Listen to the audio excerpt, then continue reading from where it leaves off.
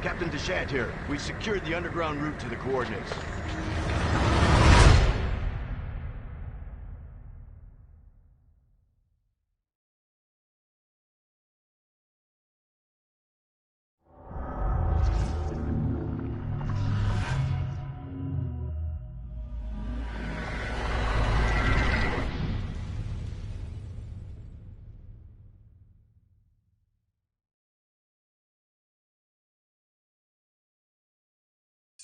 Resident Evil 5.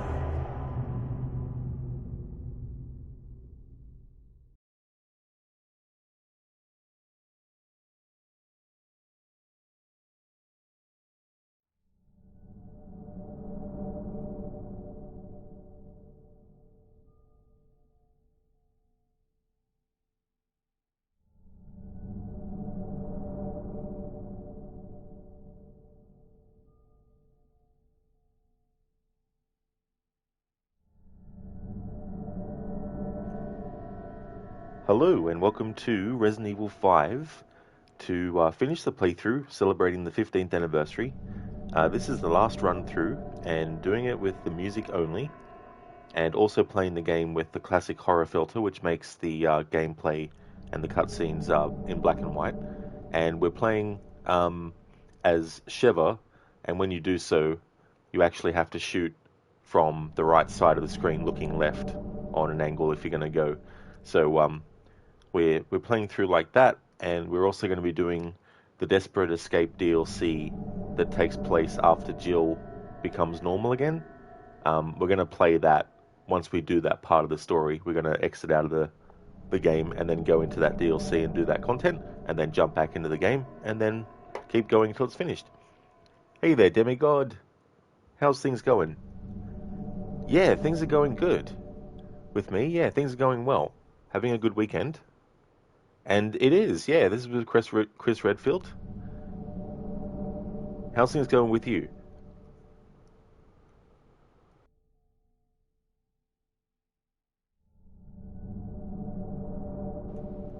So we're up to Chapter 4-1, The Caves. Demigod, you're good. You're just chilling with your brother and his daughter. Oh, nice. Oh, that's really cool. I'm glad that you're having a good one.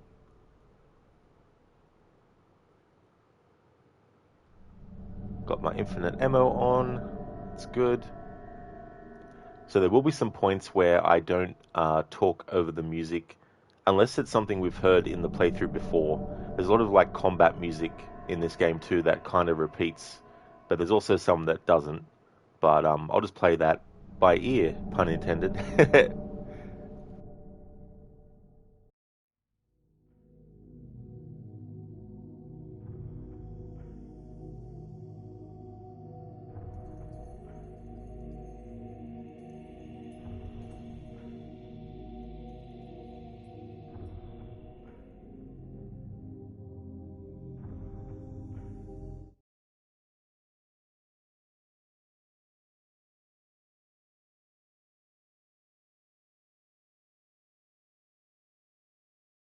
Oh, really, Demigod? Oh, that is cool though. That's cool that it's going well.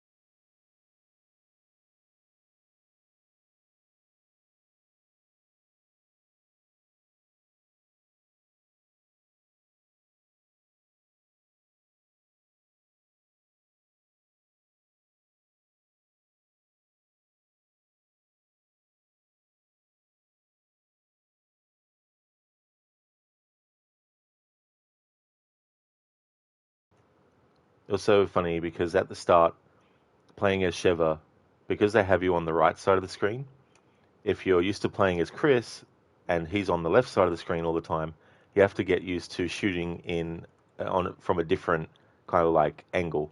But after a while, it doesn't take too long to get used to it. But yeah, I thought I would also play as Sheva for this final run through. And when we do the Desperate Escape DLC, I played it as Jill in the previous run through, but I'm going to play it this time around as Josh from his side of things. Rib, boiling water, you will be missed. Nice. That's a really good pun. Do I think I'll be starting Detroit Become Arnold today? Don't know, to be honest. If I do, then it'll probably just be a short stream. But then again, if there's music that we've already heard in this playthrough, and when there's music that repeats that we haven't heard yet, I won't be lingering in the game for too long. Plus, I'm not worried about getting any sort of like collectibles or anything like that. So we may.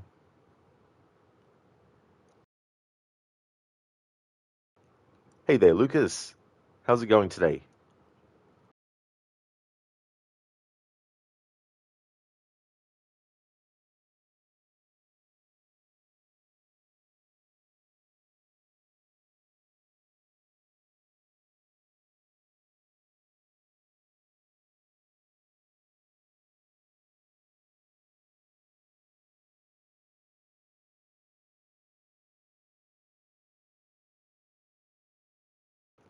Oh, nice, Lucas. You're going good.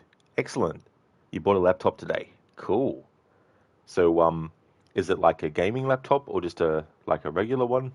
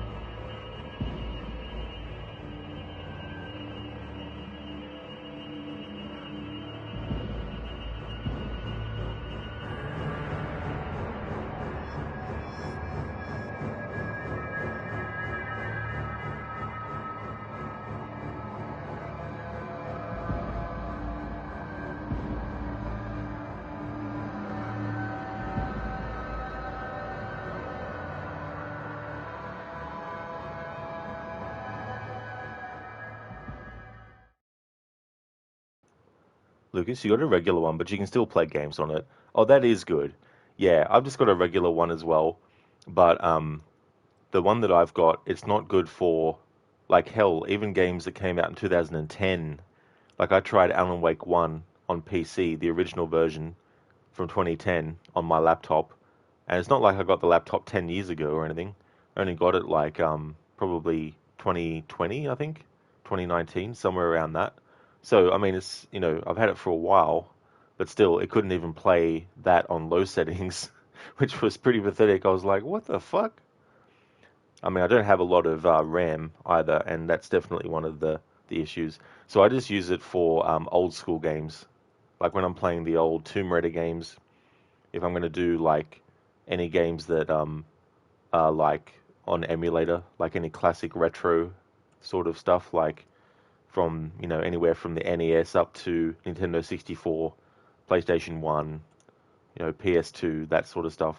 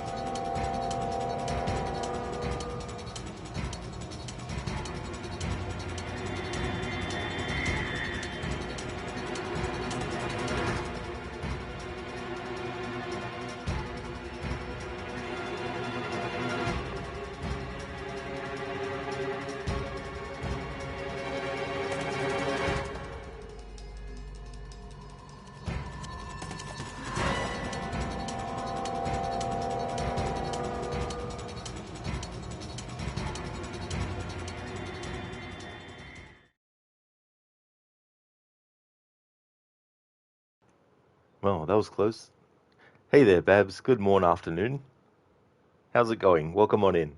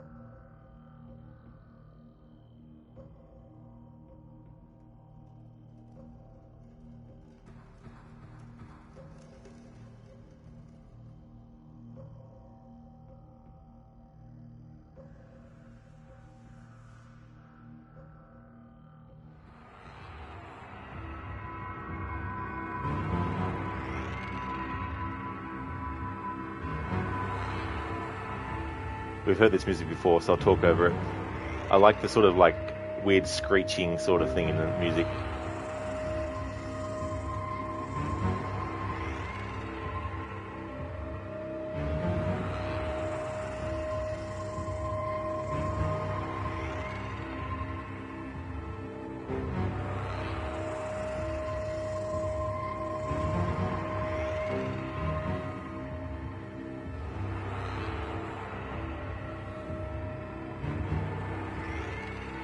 Hey there, Ryu.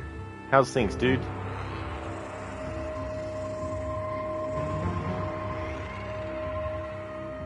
Going well? Nice. Excellent, dude.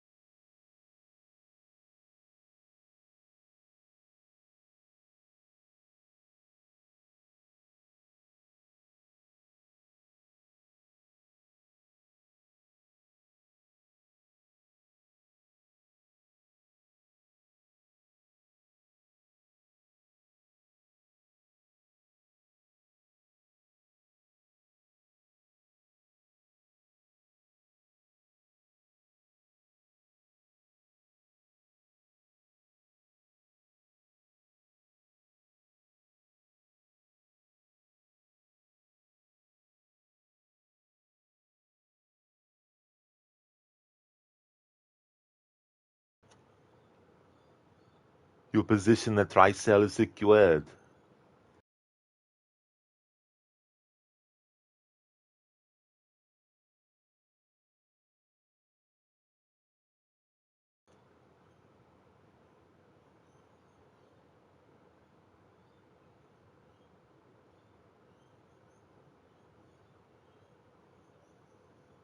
Perhaps you have.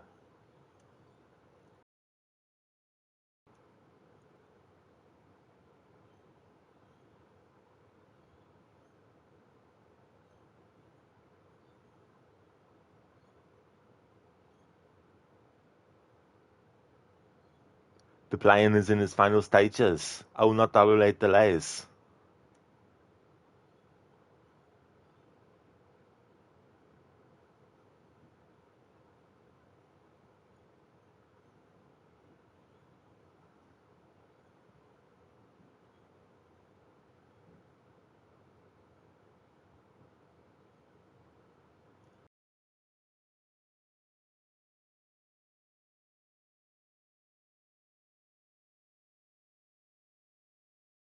That right is now mine. I believe I should thank you, Spencer.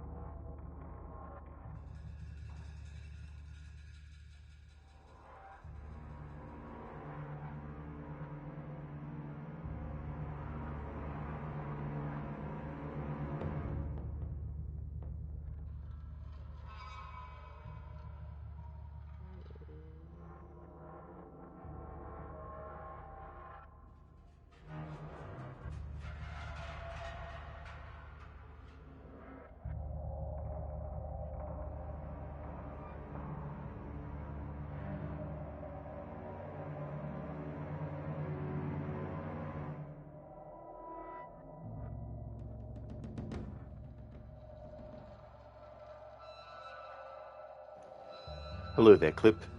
Welcome on in. How's it going? I'm doing a music-only run, so that's why there's no sound effects or dialogue. So there's nothing wrong with the audio.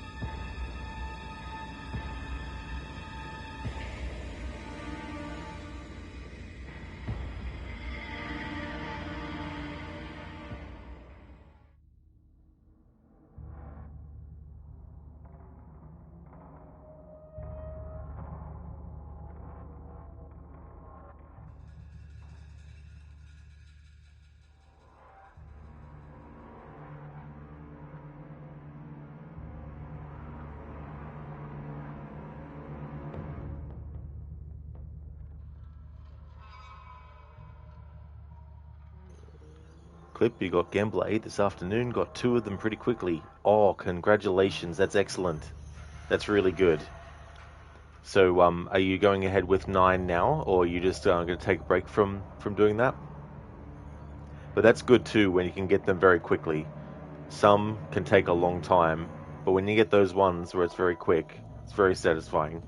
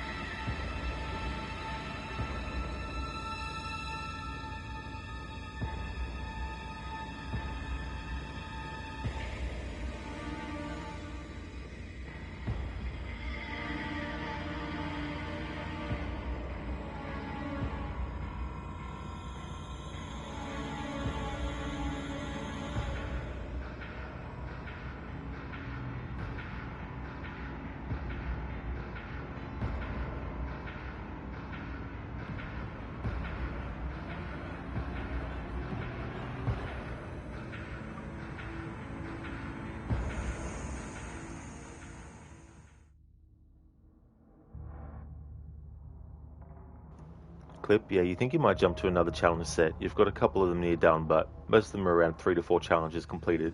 Cannot locate rabbits at all, which is ridiculous. Oh yeah, I hate that too. That can be very annoying in that game when you want a specific animal type to appear and it just doesn't seem to want to.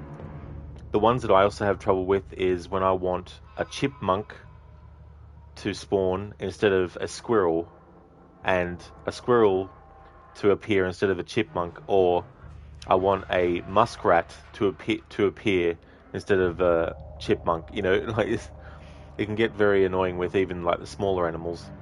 But granted, that's only if I'm doing like a playthrough where I want to craft stuff, of course.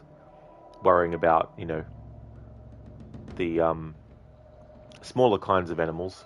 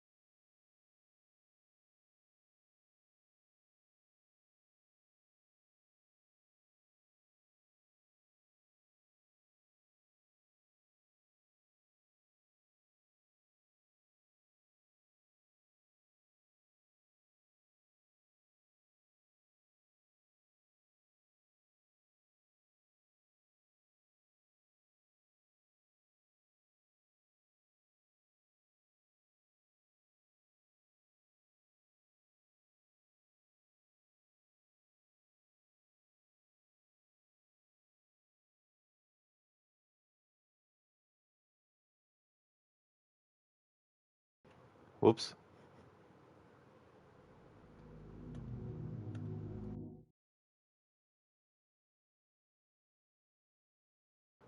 It's weird though. There's no fight. There's no music. Although this is a cutscene, so sometimes cutscenes don't have music. That's what was throwing me off because I was looking at something else. I wasn't looking at the screen. And then I look up and I'm like, oh, died. I forgot there's the Q to E in this cutscene you got to press.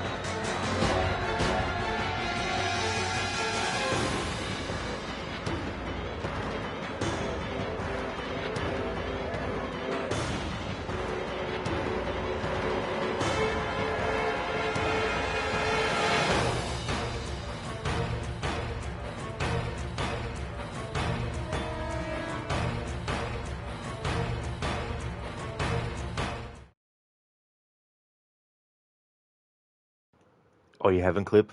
Oh, yeah. Well, this one um, isn't the fifth game in the series, but Resident Evil 4 took a while to come about because Resident Evil 3 was 1999, and then 4 wasn't until 2005, and then this was 2009. So there's a big gap between numbered entries in the series, but there'd been side games and stuff in between. So there's a heap of games in it. This was when the era of behind the shoulder third person camera Resident Evil were first coming out. Like you had Resident Evil 4 was the first one to do that kind of angle, and then 5, and then 6, and then 7 they went with first person. But it wasn't the first person game in the series though. They'd done first person ones before, but they were more like using or you could use, sorry, the gun attachment for your PlayStation and all that kind of stuff. Then there was a couple of ones that were like on rails first person shooter, and you also got the remakes, of course, as well. The earlier ones were more fixed camera angles.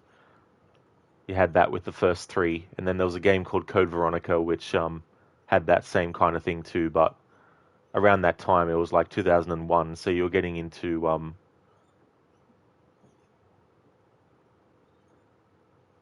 better graphics for that kind of thing than what was in the PlayStation 1 versions.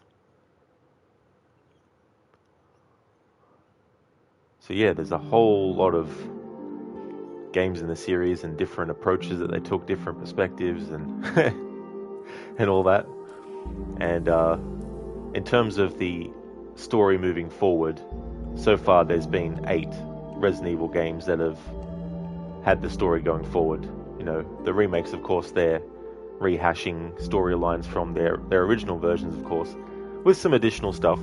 Like the remake for Resident Evil 1, for example, has a whole sub-story that wasn't in the original, but it actually fits well. So there are some new things and differences that they do put in, but primarily the remakes still follow the same kind of like trajectory as the original versions did. But yeah, the most recent one in terms of like release is Resident Evil 4 Remake, but the one that's the latest in terms of like the timeline going forward is Resident Evil 8 Village.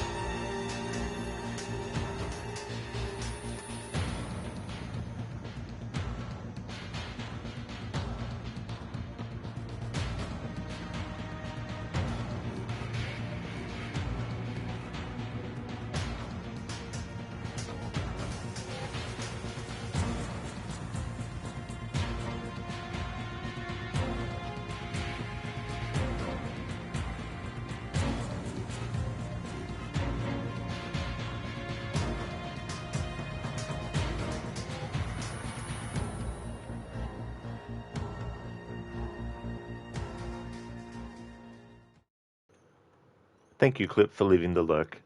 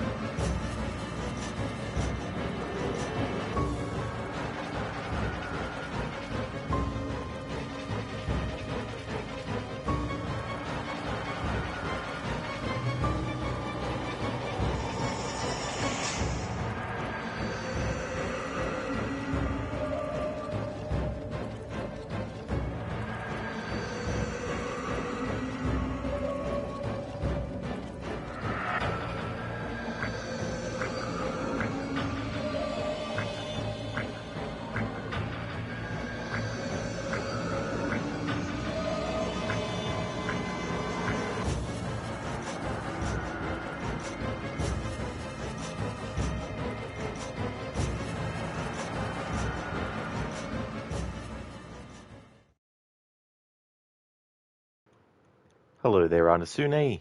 How's things going? Wanted to just run around there for a bit to make the music play out until it looped.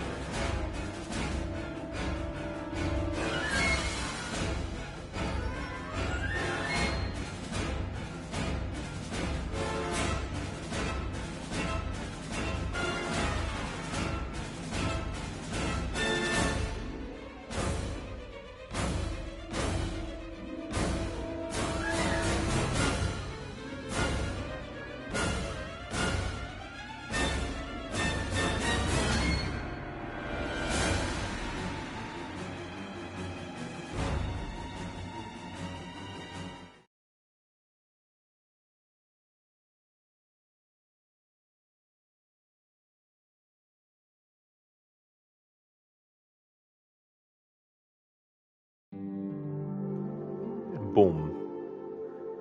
Anasune, very annoyed with Unity, the Rift artifacts specifically, restarted the mission 20 fucking times now, and it still didn't spawn.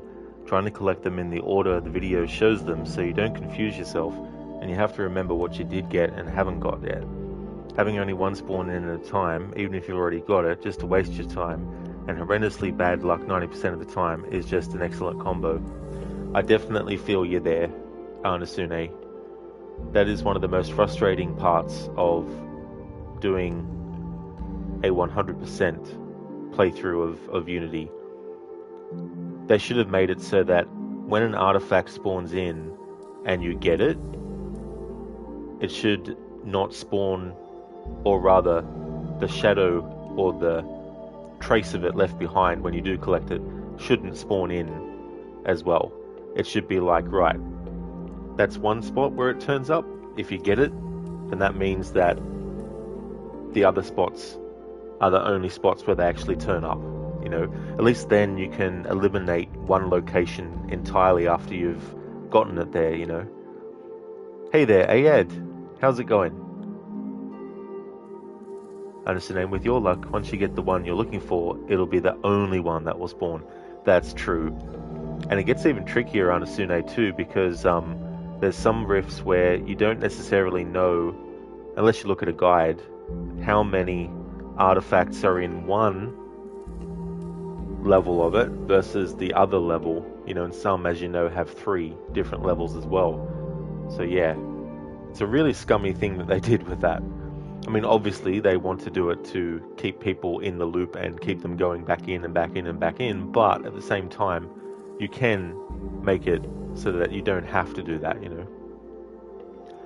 I'm just actually not going to bother with it. Should still be at least above 90%, which is what you're aiming for.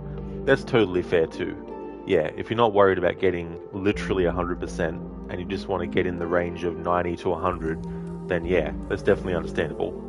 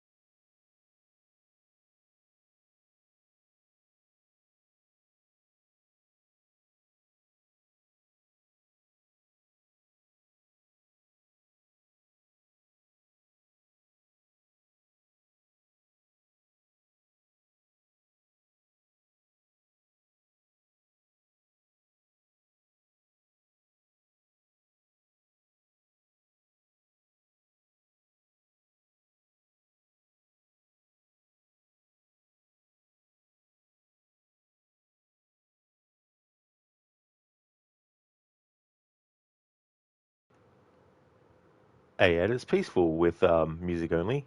Yeah, yeah, it adds a whole different feel. What I also like about doing these kinds of things is, sure, you could go to YouTube and you could look at the soundtrack and just listen to it without the dialogue and sound effects, but it adds a whole different feel when you're actually playing the game and only having the music on. You also get to hear little bits and pieces of the music that otherwise might get drowned out by the dialogue or the sound effects. It might just be like a small little detail, but if you haven't actually heard it before while playing, you can definitely add a fresh aspect to it.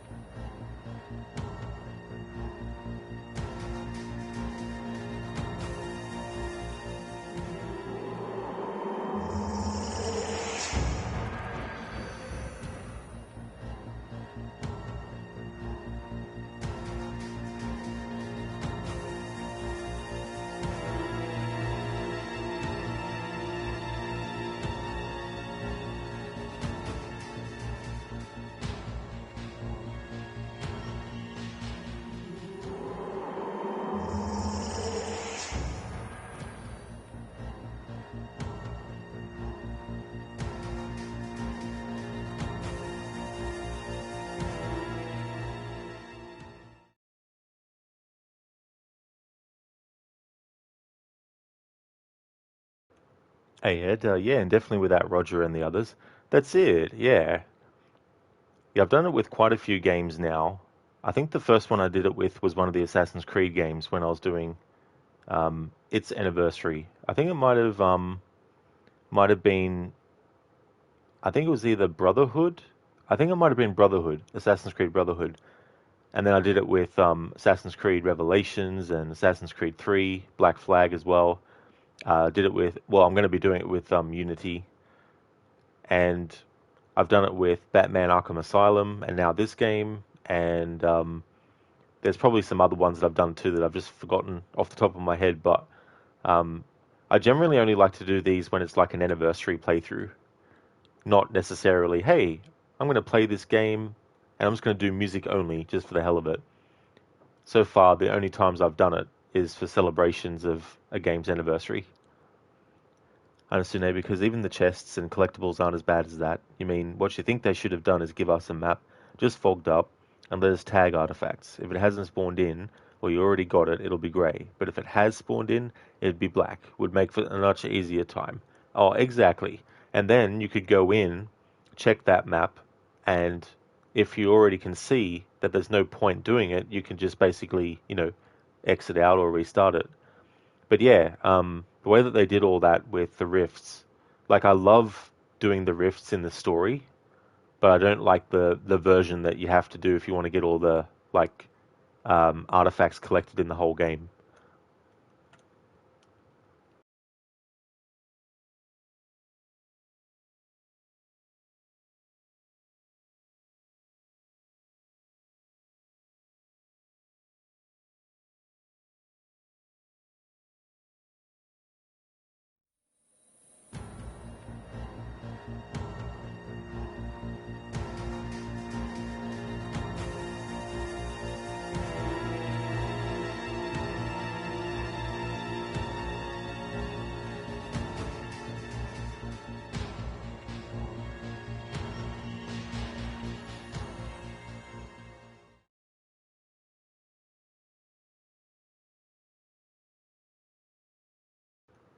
I understand now you don't mind the data collection, but the artifacts can get fucked.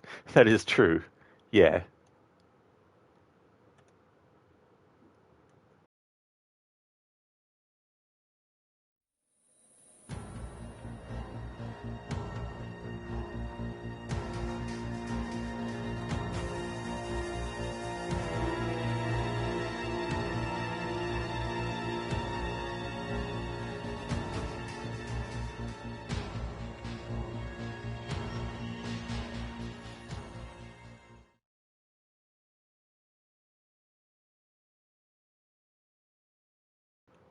Clip, some of those missions require running specific routes to get the bonus.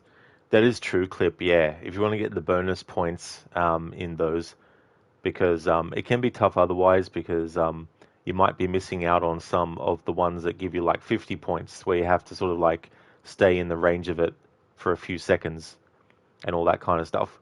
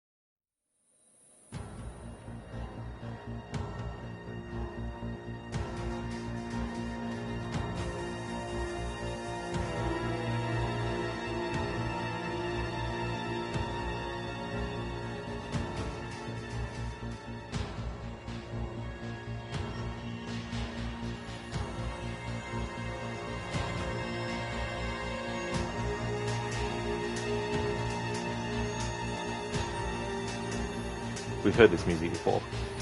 Clip, you spent like 6 hours in the medieval bonus, and you kept finishing just a couple of hundred off, then practice a route you found on YouTube. Oh damn, that is a lot of time to sink into that.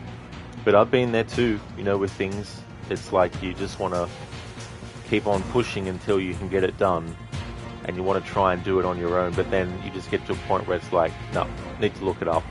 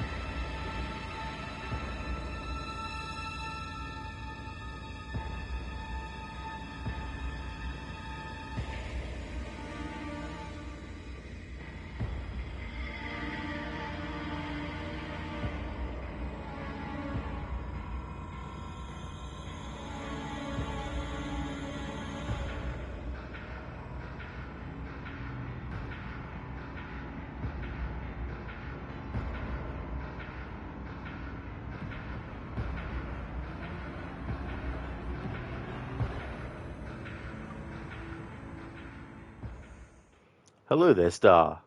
How's it going, Starlight? Welcome on in.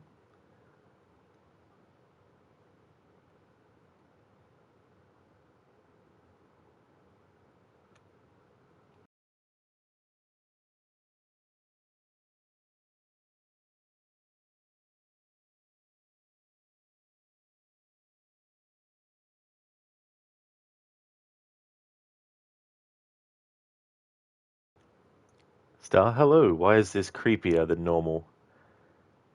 Maybe the black and white filter, but also the fact that there's no actual sounds, no sound effects, and no dialogue, just the music. Definitely adds a whole different feel.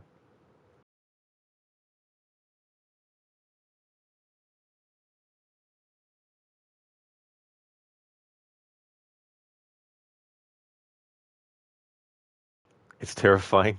Nice. It's a good way to add some kind of like extra atmospheric stuff to it. It is funny though, because a lot of the cutscenes have no music even though, which is ironic when you think about when they assign different audio tracks to different volume settings. You would think that all music gets put on the music track. That's been the thing about doing games that I've done with music only, is you start to learn, okay, so this is considered a sound effect versus this is considered music. Or sometimes it's like, so this is considered music even though it's actually just a sound effect.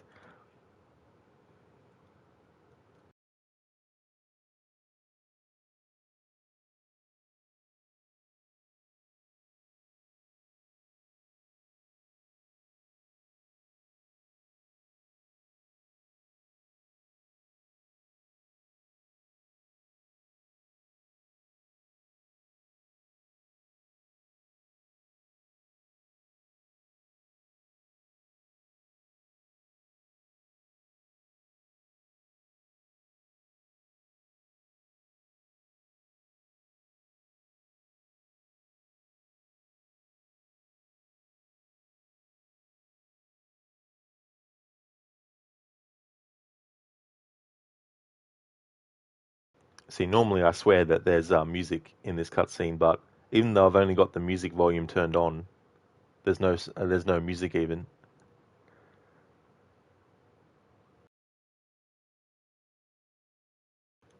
Star, yeah, just glad it's just not zombie noises. Oh my god, this part. Yeah. I mean, in a way, like, it could become a little bit of a challenge playthrough for certain games, especially ones where you really use the sound effects of something to let you know when something's behind you, for example, in a game. So if you turn the sound effects off, it could, in a way, be a challenge. I mean, it might feel weird for people to play a game with the sound effects turned off, but if you can get past that, it might add some extra sort of like challenge to a game. But only really games that, if games are indicating a lot of stuff to you visually and not so much audio, then it wouldn't be that different. What did I do to Sheva? Just had her wear this outfit, which changes her hairstyle as well. I don't have all the outfits, unfortunately, but I wanted to show the ones that I can access. So I've got Chris in the safari this time around, and I've got Sheva in the Clubbin outfit.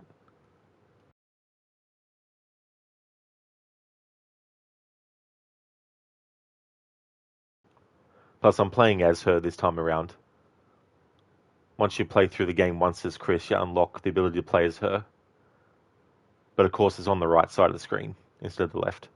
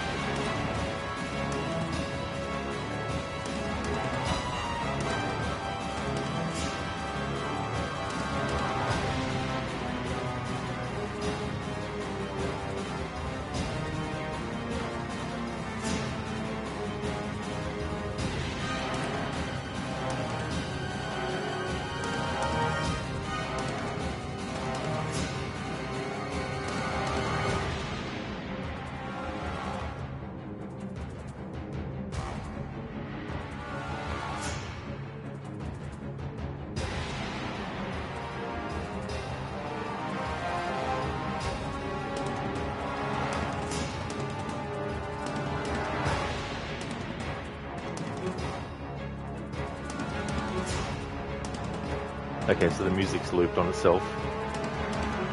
That's right, Star. Yeah, it's weird.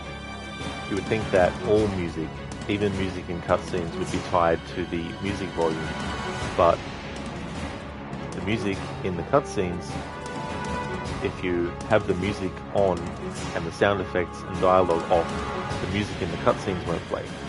So I wonder then whether the music in cutscenes is tied to either the sound effects volume or the dialogue volume as well.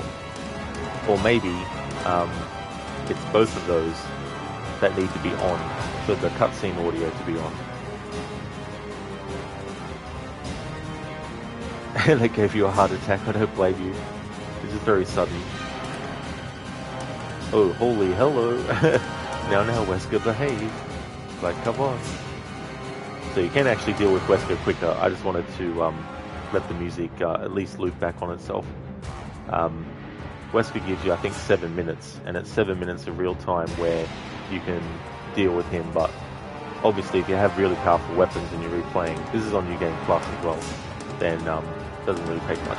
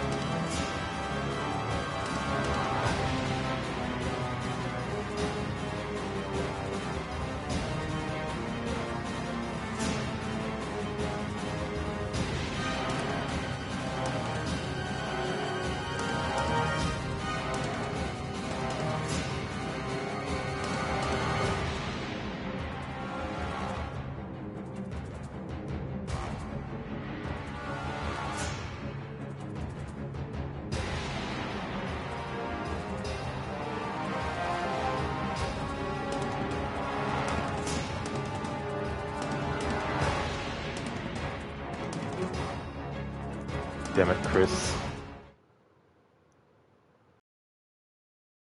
Yes, Star is like, 7 minutes is all I can spare. No, not Wesker.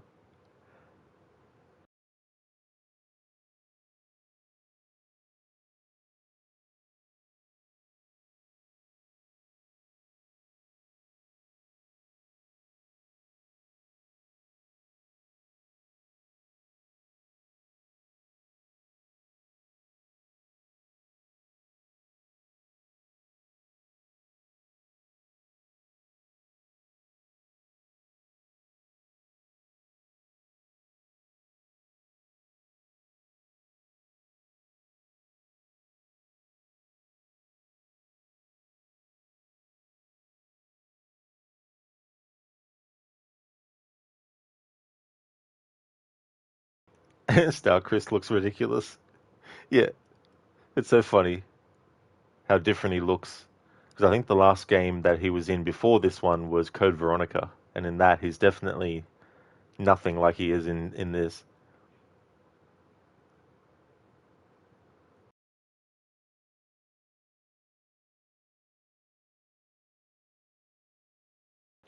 Or are you meaning more specifically what he's wearing? What I've got him wearing?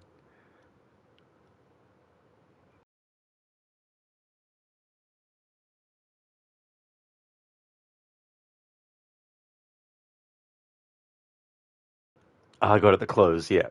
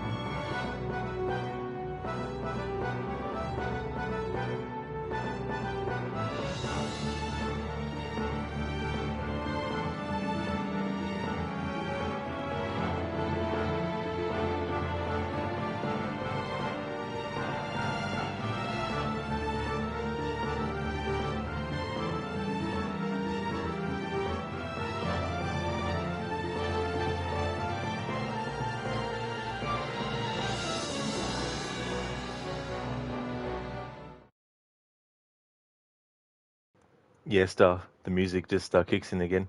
But yeah, it's weird. I've only got the music track on, yet there's no music in the cutscenes. Hey there, Vinman. How's things? So after this cutscene is finished, I'm going to exit out of the game and go into the DLC that actually shows what happens to Jill after this moment and before we see her and Josh later in the main story.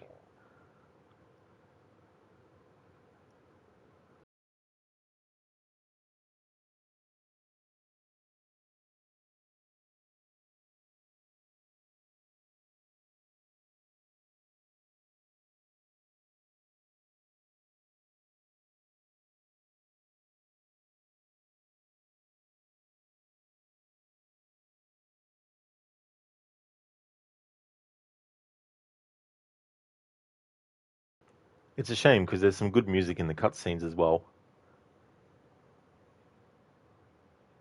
You going okay, Vinman? Oh, that is good.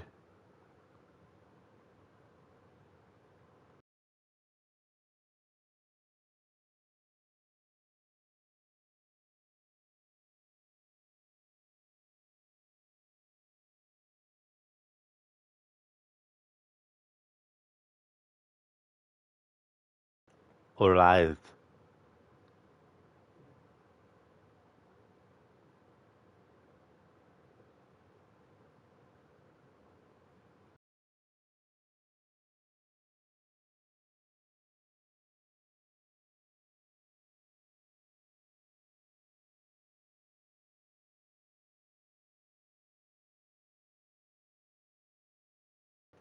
Alright.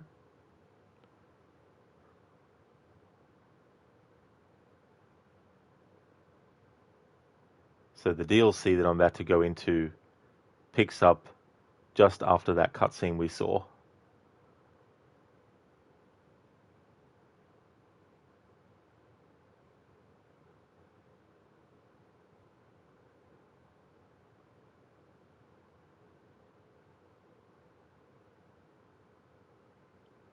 The way that I'm going with this playthrough, I think I'll definitely be starting Detroit Become Human today. Because I've only been streaming for 2 hours, and once I get the DLC done that I'm about to do, there's not much left of the main game.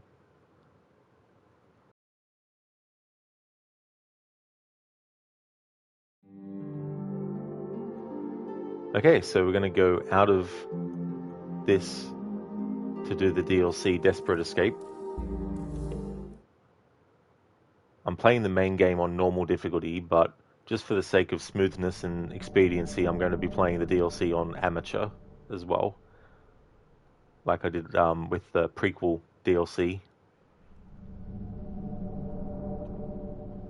There we go. So, Lost in Nightmares takes place before the start of Resident Evil 5. It's got Chris and Jill going into the Spencer mansion. But this one, however, takes place directly after Jill is brought back to normal, and Josh comes along, and then they both escape, and it explains how they end up in the helicopter that we see them in at the end of the main game. So I'm going to go into this, but I'm going to let the music at the menu of it just play until it loops, and then I'll jump into it.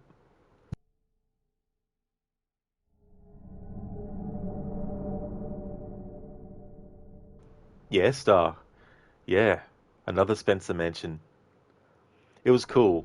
It's also cool that there's a piano that Jill plays, and she plays the Moonlight Sonata again, like in the original Resident Evil. So yeah, that DLC is really cool. It's got a lot of really cool throwbacks to the original Resident Evil.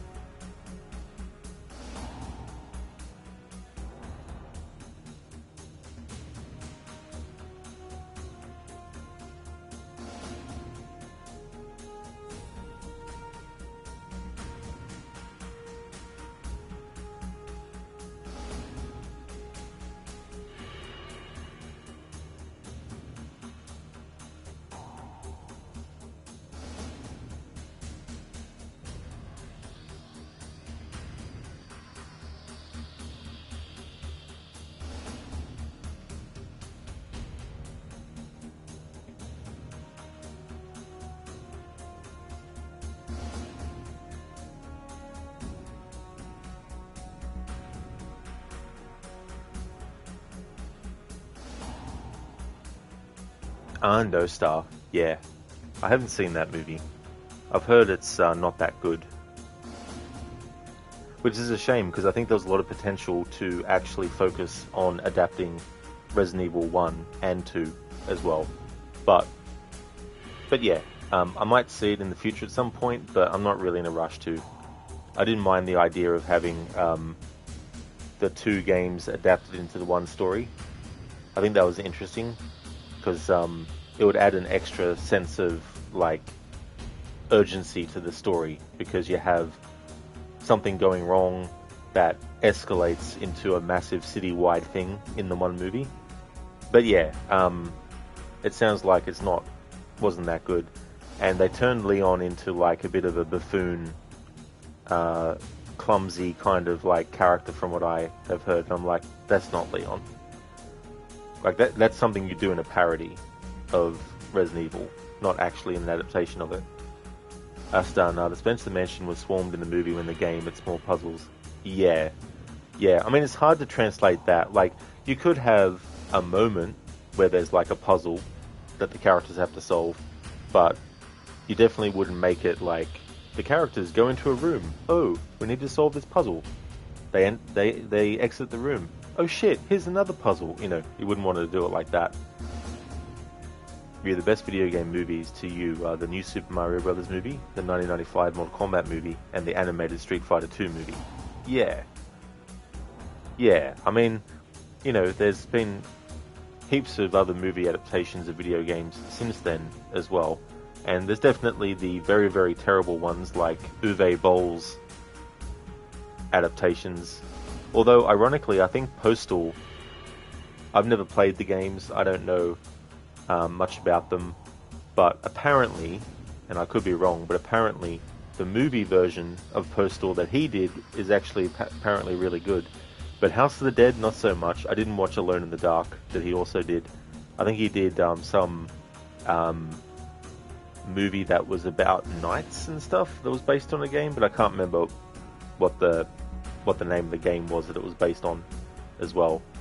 And then you got movies like the Silent Hill movies, of which the first one I thought was pretty decent. The second one, ugh. The new one, I don't know. It's just the irony is that in the first Silent Hill movie that they did, the character of Chris, who is played by Sean Bean,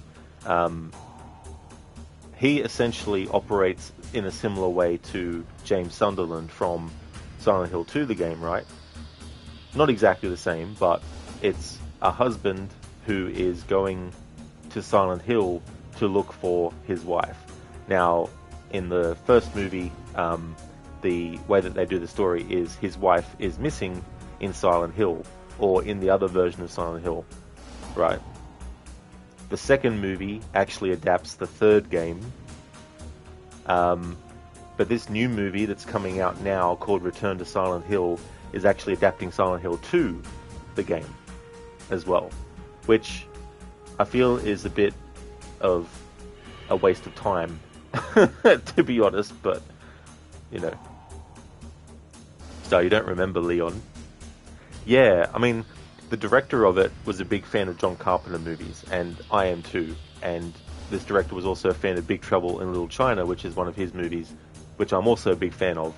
So when he said that it was inspired by that, I was kind of like, I could get Assault on Precinct 13, which the director said was another John Carpenter movie that he was actually inspired by for the game.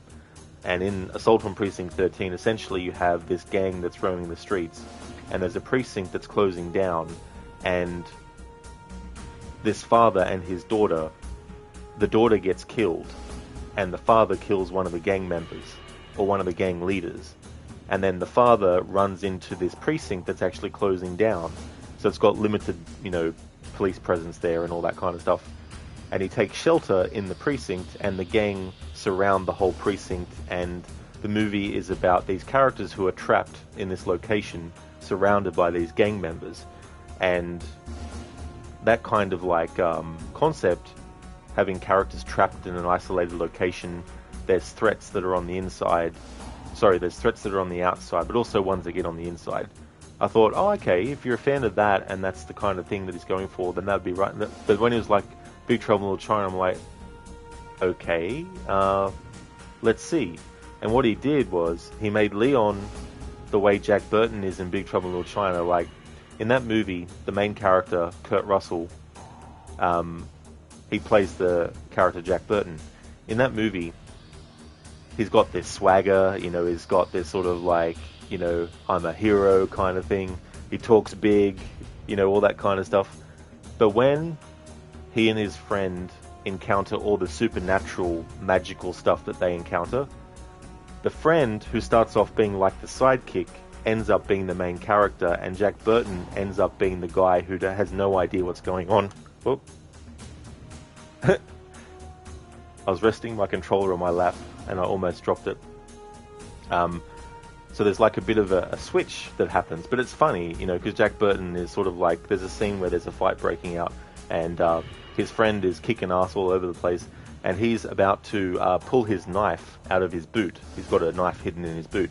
He's about to actually pull it out, and he does, but he accidentally flings it to the side, and it goes flying on the ground, and so he has to go and pick it up, and then by the time he's ready to start fighting, his friend has already kicked all the asses of all the enemies, right? So it works in that movie because that's the point of his character, But the flip side of that is that even though Jack Burton ends up becoming the sidekick in comparison to how he was at the start, he also still has that heroic part of himself. So it's not like he's completely inept and clumsy and stupid, right? So when the director of that Resident Evil movie used that as one of the inspirations, I was like, okay. And then when I found out that Leon was made to be a buffoon, I'm like, okay. So that's where the inspiration for Big Trouble in Little China came from. But it doesn't work with a character like Leon. If it was a brand new character that was supposed to be there for comic relief, then yeah, I could understand. If they created a new character who was a STARS member that wasn't a part of the original members and all that kind of stuff, or a character that was in the police station that wasn't there in the game, but they added it as an extra character, and they made that character like that, I could understand it. But yeah, making Leon a buffoon and a clumsy, it's like, what? So yeah, I may watch that movie eventually, but I'm not really in a rush to it. Hey there, Shaky. I hope it's going well. Welcome on in. Okay, yeah, you haven't seen the last one. Yeah,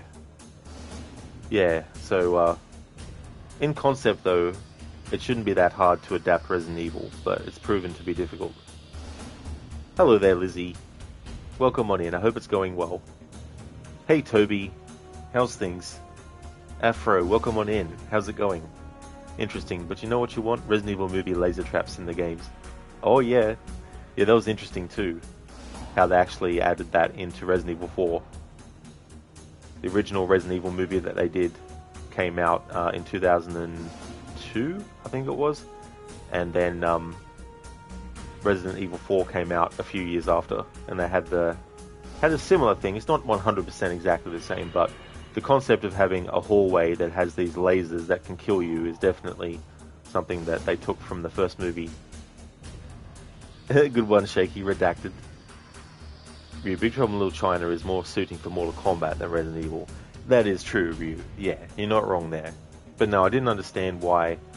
Like, before I heard that was what Leon was like in the movie, I was interested in what part of Big Trouble in Little China the director was also inspired by. But then when I found out it was that, I was like, it doesn't really work, Like, you can pay homage to things, but it doesn't mean that you have to apply it to every sort of like character, But yeah, it was very tricky. So for those who might have just joined, I'm doing the DLC content right now called Desperate Escape. It's set after the moment in the main story where Jill becomes normal again. So we're going to see a cutscene that we already saw in the main game just now, but I'm going to let it play anyway. But yeah, this DLC content covers what happens to Jill and Josh, and how they get into the helicopter that we see them in later in the main story. And for this, I'm just going to play it on amateur, just to make it smoother and quicker. Last time I did this DLC, I actually played as Jill. So this time I'm going to play as Josh.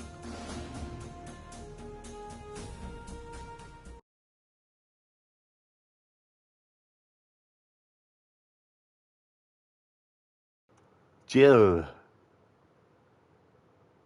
are you alright? Chris, I'm so sorry. It's okay. You're Sheva, right? Yes. I couldn't control my actions. Oh, but God, I was still aware. Oh, forgive me. It's alright. Thank you.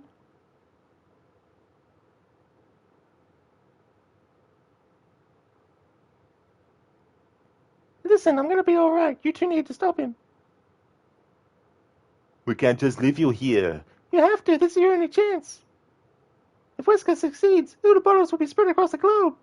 Millions will die. Well, yeah, but I'm alright. You need to stop him. Gliss, you're the only one who can.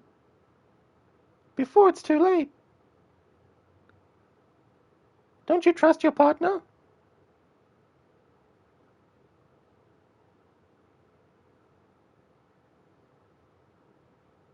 Alright.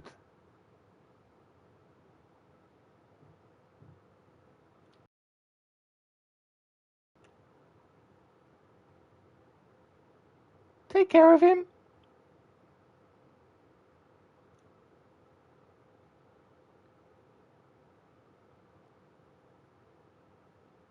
You're our only hope to survive this.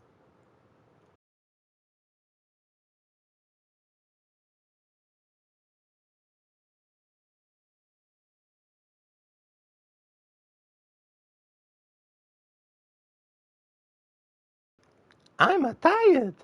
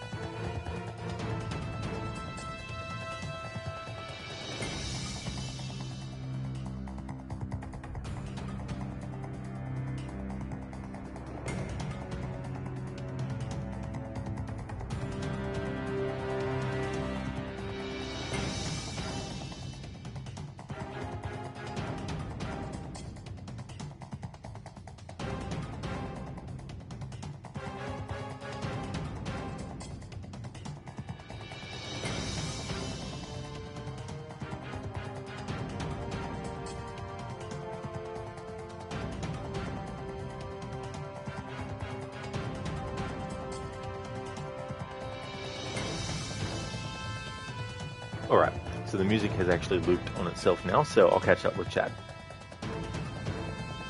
Star, the fuck. Yeah, I thought I'd do that just for that part, because we'd already seen the first part of that cutscene. Yeah, Ryu, Arnold is Chris Redfield. Especially when you consider the boulder punching scenario and the fact that his biceps are bigger than his head almost. Ryu, Cameron Diaz as Jill and Zoe Saldana as Sheva. Yeah. I mean,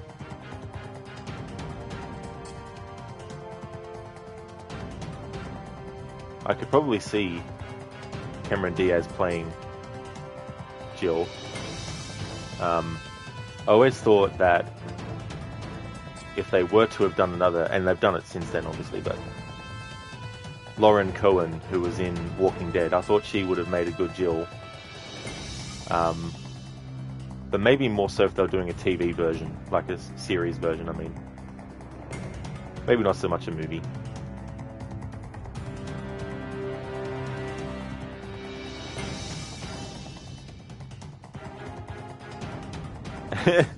Hey, Lizzie, what the heck? Indeed.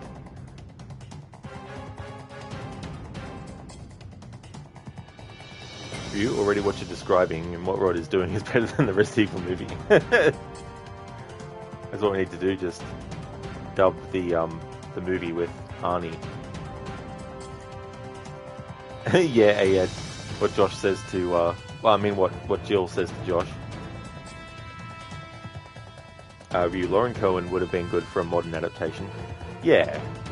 I mean, there's other, like, this is the thing, right? There's so many other people that could have, played so many of the characters and stuff.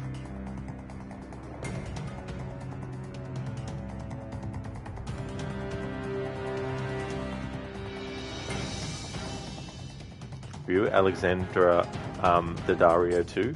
Yeah.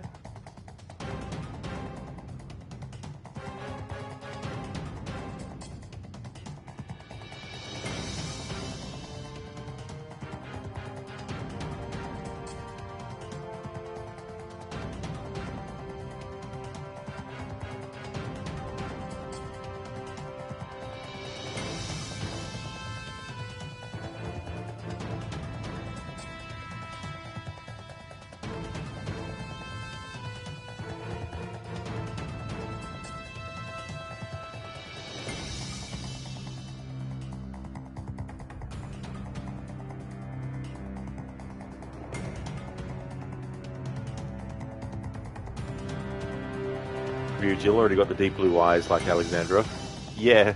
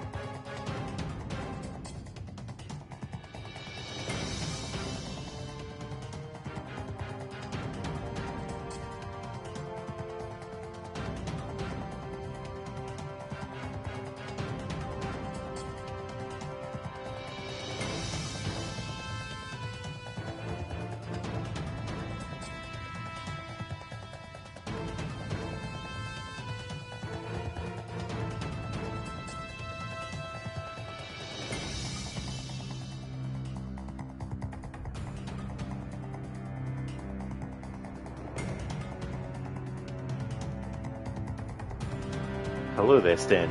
Welcome on in. Thank you, Desmond. Sorry, I don't get it.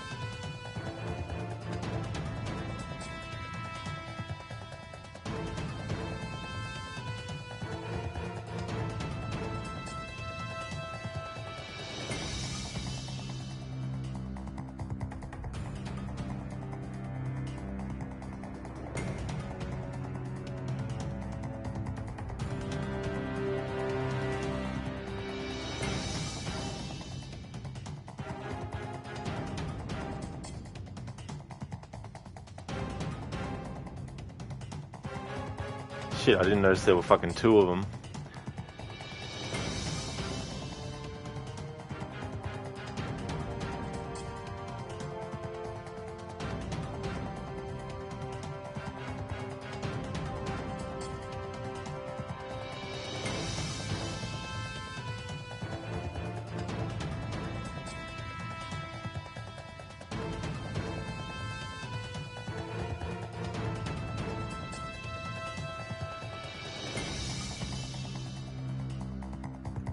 Oh, okay, Stan. The boosting Jill scene reminded you of Desmond and Lucy traversing sewers. I got you now.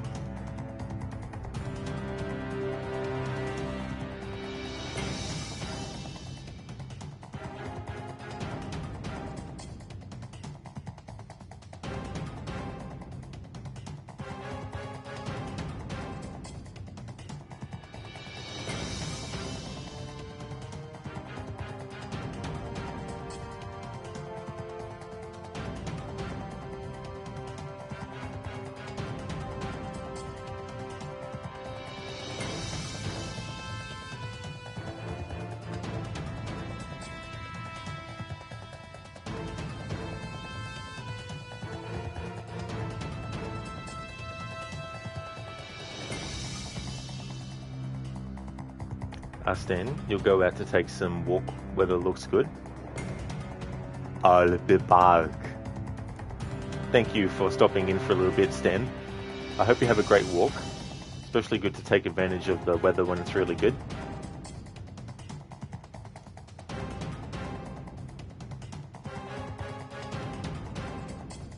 That's right, one of these chainsaw dudes has the key.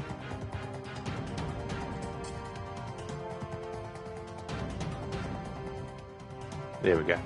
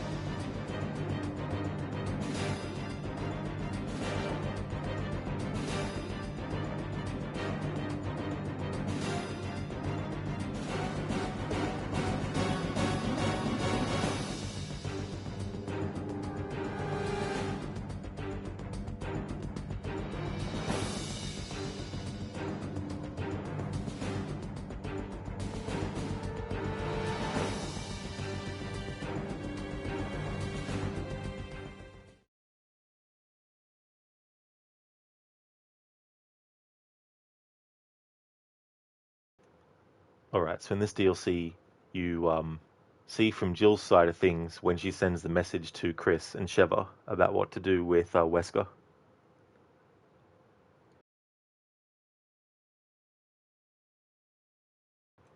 So there will be some overlap too, because when we get to the main game again, when I go back into it, we'll see this exact same thing, but from Chris and Sheva's side of stuff.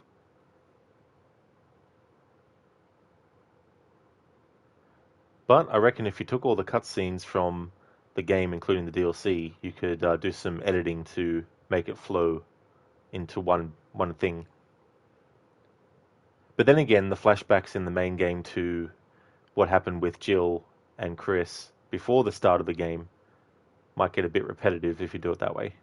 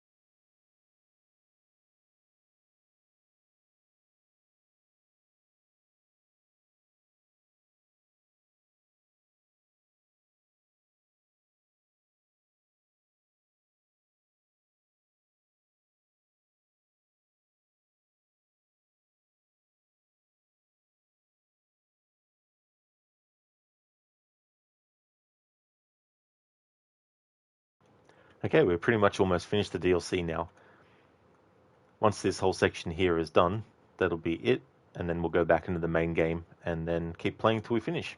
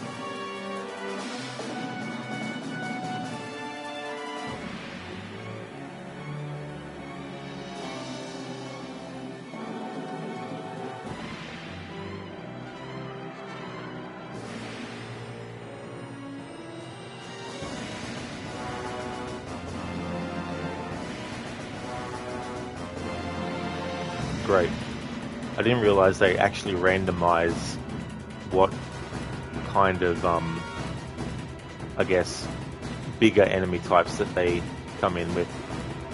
Wasn't expecting that.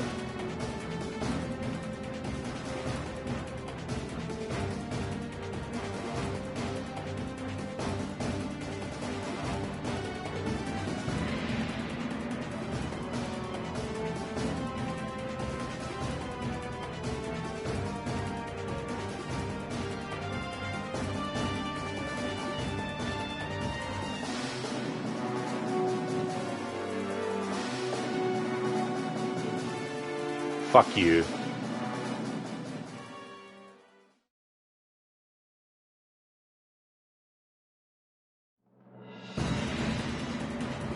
Now the timer has to fucking start all over again.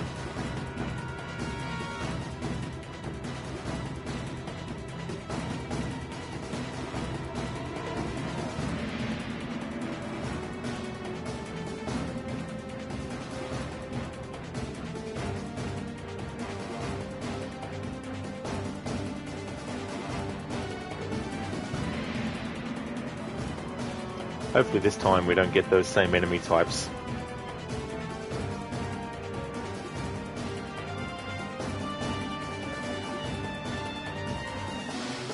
Last time I did this DLC we had some of the big Gatling gun guys.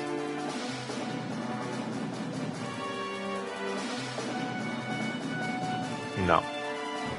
The game's gonna give me the same again, you piece of fucking shit.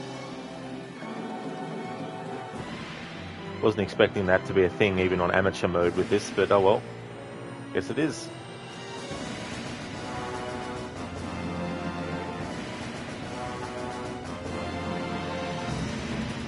That's what I did this DLC on last time. Amateur mode.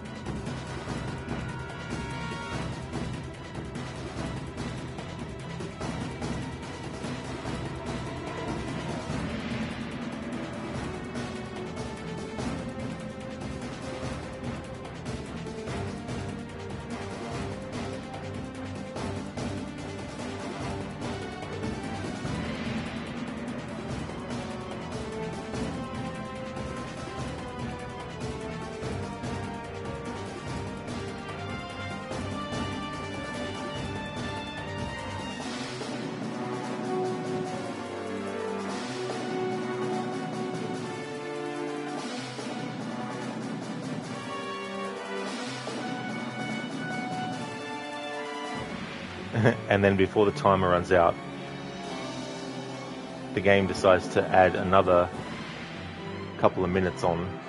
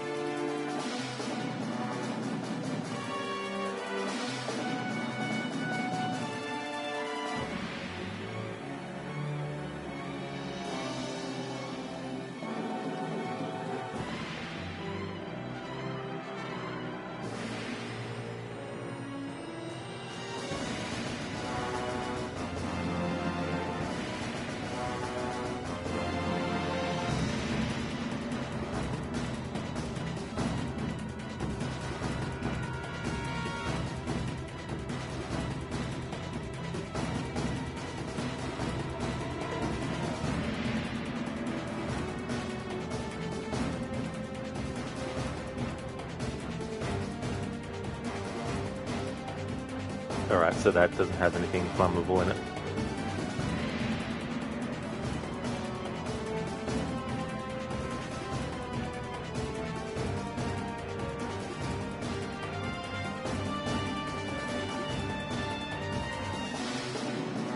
Alright, the timer's almost up. And then pretty much this will be the DLC done. And we'll go back in the main game then and finish out the rest of the story.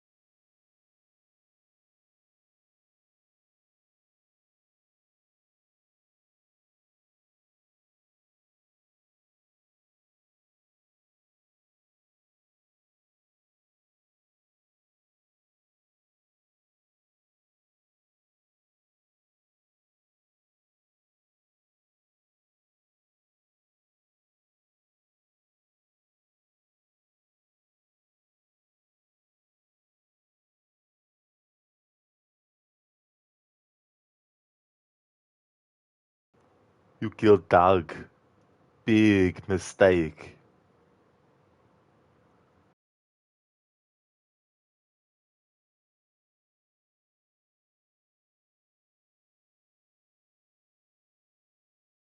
Hey there, Senny. Welcome on in, dude. How's it going? We're just finishing up this DLC that takes place during a certain point of the main story. And when this is done, I'm going to be jumping back into the main game and then continuing on But we're very close to finishing, so the playthrough will be done soon. And then I can start Detroit Become Human. There's no music in the cutscenes, even though I've only got the music track on.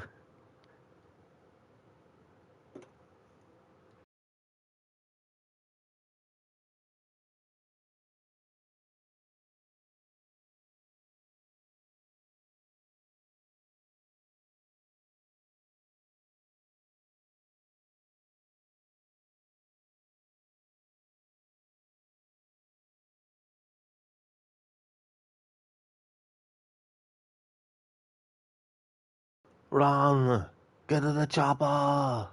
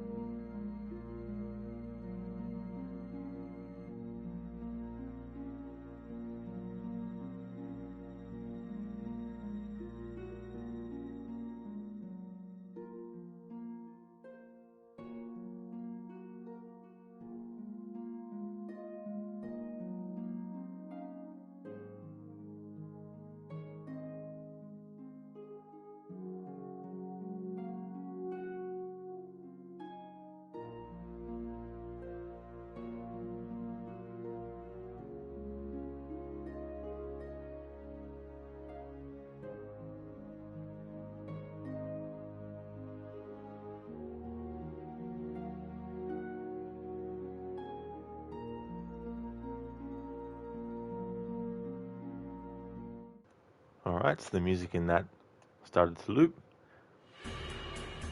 And there we go. That was that DLC that explains what happens to Jill after she returns to normal. And Chris and Sheva have left to go to the tanker. And we see how they get the helicopter that we end up seeing them in at the end of the main game. Crooked, nice progress. You're doing well, thanks. You slept in today, which was nice. Gonna make some breakfast now. Oh, nice. That's really cool.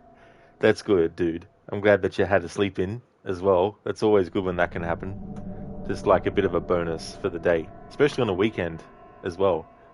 And cheers for the nice progress. Yeah, I wasn't expecting. Well, I didn't really know because there's moments when I'm doing these music-only playthroughs where I just stop and wait for the music. So I wasn't sure how many times that would happen. But there's been some new bits of music that we've stopped and listened to. But then there's also been some music that keeps repeating in the combat scenario. So overall, it hasn't really taken that long to get to this point. But yeah, it's going really good. Am I doing a special kind of playthrough for Detroit? Well, I was trying to work out a route through the game's story where I could figure out, okay, what parts of the game's narrative or gameplay do I want to be viewer choice versus not? And the longer I worked on it and tried to dissect it and be like, right, okay, so I have to think about if this is the thing, what happens here? And if I do this as a channel point redeem, then I could do that, or I could do this as a vote thing. And I tried to be very, very detailed because there's so many different things that you can do. It's like, oh, do you want to pick this thing up or not? If you choose to pick this thing up, then later there'll be some dialogue that you have to choose between based on that. Or do you let it go? And so the more I looked at it, I was like, oh man, I'm going to need like months to actually go through it. So I thought, what I'll do is I'll just have a combination. There'll be some channel point rewards that are for specific choices. there'll also be some moments where I do put it up to chat, but it's going to be tricky as well. So yeah, it's going to be a bit of a mixed bag, but I've got a couple of channel point rewards that will actually determine how I play two of the characters for the whole playthrough. So that's going to have a big points thing attached to it because it's going to be for the whole playthrough. So there's a couple of those, and then there's going to be some other sort of channel points that I'm going to come up with. I'll probably come up with some on the fly as well, especially if I get to a point where I'm like, oh, this would be a good thing to do, you know. So yeah, it's going to be a bit of a combination of doing like channel point rewards for some stuff and also just doing polls in chat for other stuff. So I'll just have to play it by ear as we go through. But as for any particular outcome, depending on if these channel point rewards get redeemed, might be a big slice of the cake, so to speak. But any other decision along the way could just, do whatever outcome. So I'm going to leave it up to half my own choices, half chat choices, whether it's a poll or whether it's a channel point reward. Lizzie, you swear every time the guy who shows up with a helicopter gets killed, oh yeah, it's always the way, They should have a clause in a pilot's contract where they're like, you have to be aware that at any point you're getting into this helicopter could be a death sentence, not from crashing the helicopter, but being killed while you're actually in the helicopter. Okay, so that is that DLC content done. So now we're going to go back into the main game, and we're on chapter 6.1, so we're almost through the game now. We're in the last sections of the game.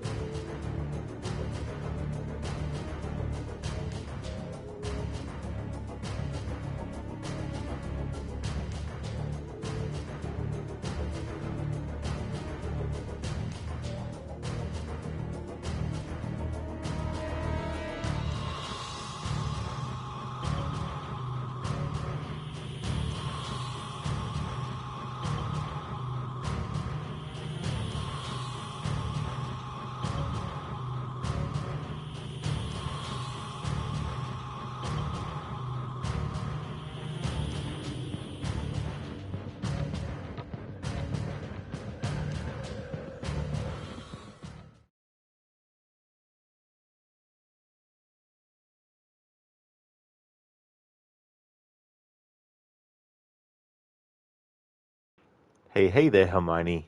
Welcome on in. Nice use of the editing the emote channel point reward with Lara, with the Sunnies. Excellent.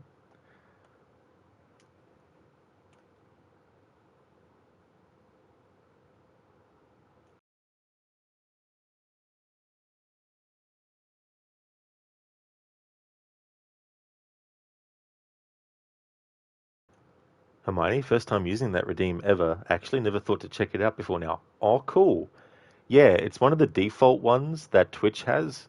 There's a few other ones too, but I turned them off because I'm a streamer that likes to read everyone's comments within reason, obviously, and respond to people's comments. I'm always, making sure I'm looking at chat.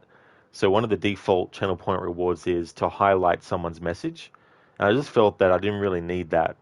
I felt like that's more for streamers who might have heaps of people chatting and the chat is crazy to keep track of. You know what I mean? But yeah, that's one of the default channel point rewards that Twitch gives you that I kept active. It'd be cool if they added more options for what you could actually do to the emote.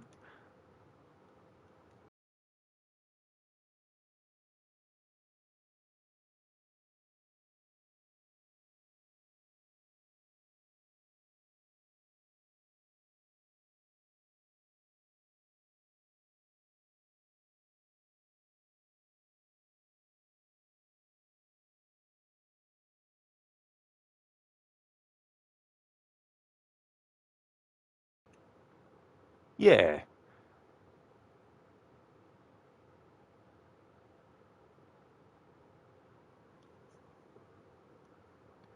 yeah, that's a good thing. Pick and choose, have a look at what they have, and then figure out, if you need it and stuff. I mean, generally, like whenever I've seen people use the highlight message, it's usually because they want to get the attention of the streamer. But because I'm always looking at chat and responding, because you see some streamers obviously have like 100 people chatting at once. Obviously, you can slow down chat, but what I mean to say is like that can be hard to keep. That would be hard to keep track of all the time.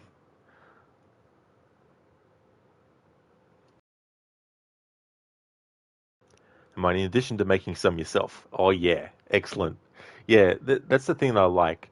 I like. I know that there's some streamers who don't like channel point rewards, and that's fine. I like to use them. I like to come up with certain ones, and I try to come up with some ones that are kind of like not all of them are general, as in I have them active all the time. Some of them are very specific. Like it might be like I'll come up with this channel point redeem for this particular game that I'm going to play that will only be active during that. When there are like 5,000 people in chat, where 500 are chatting, yeah, chat scrolls by too fast to keep track, and if you wanted to, exactly, that's it. Like leap of fail and rest in peace, Lara. That's it. Exactly. And it's something that I wouldn't put for every single game, because obviously in every single game you can die, but just specific games within a franchise that I do that for. So far it's just Assassin's Creed and Tomb Raider. Because the thing about like Tomb Raider, obviously, is the fact that you've got so many hazards in those games that can cause you to die.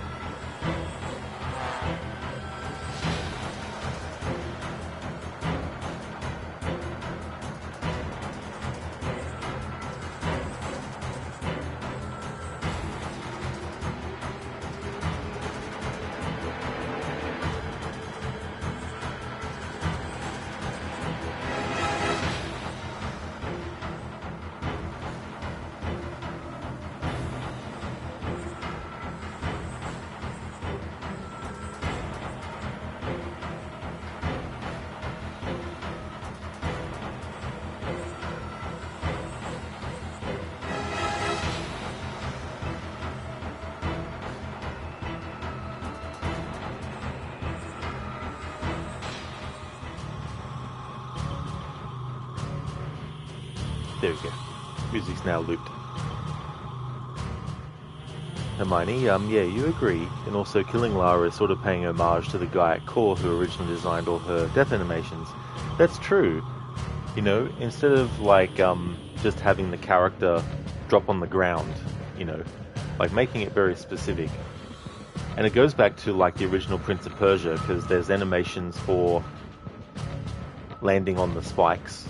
There's animation for getting like chopped in half, you know, things like that. Hey there, Code. Welcome on in. Attack of the Bots again. Oh yeah, that always happens. Not every stream, but it's part of the streamer's life. Pretty much. You get used to it after a while. You did some Googling yesterday, figured out it's actually possible to run AC Unity at 60 FPS on the PS5, but only if you have a disc and don't patch it. Oh, okay. That's interesting that would be the things that you need to do, but that's cool though that you figured that out. Don't think you can do it for Syndicate? That's a shame that you might not be able to do it for Syndicate, but yeah, these little like details, like things that cause these things, sometimes you think, oh really, that causes it? Or that is the thing you need to do to fix it?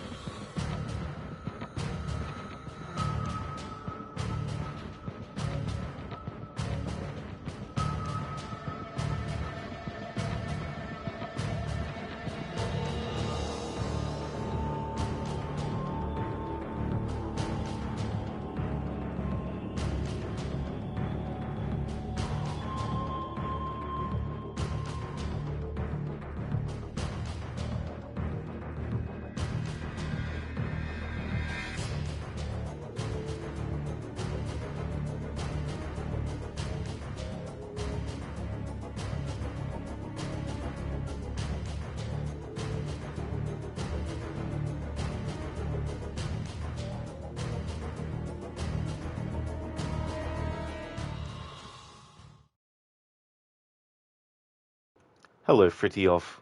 Welcome on in. Hope it's going well. I'm doing a music-only run, so that's why there's no sound effects or dialogue, just in case anyone's wondering. Hermione, apparently Ubisoft figured that since Unity was so buggy, they could get rid of a lot of the game crashing bugs by simply capping the frame rate at 30 FPS, but Unity was originally released at 60 FPS for the PS4, and of course the PS5 is definitely powerful enough to handle 60 FPS. That's definitely a fair point, yeah. In a way, it's kind of like they were future-proofing it, so that if they got to a point where something could do it actually at 60 FPS, at least it was there. It could be done instead of having to try and convert it later or something.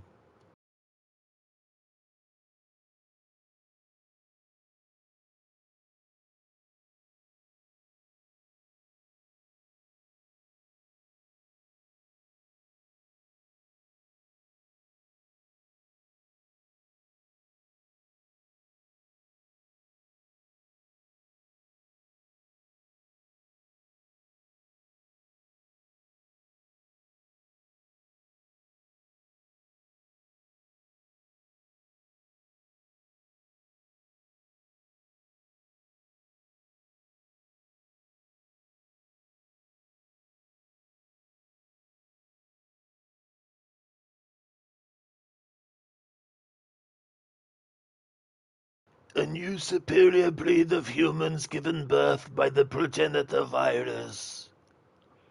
The Wesker children were entrusted with endless potential.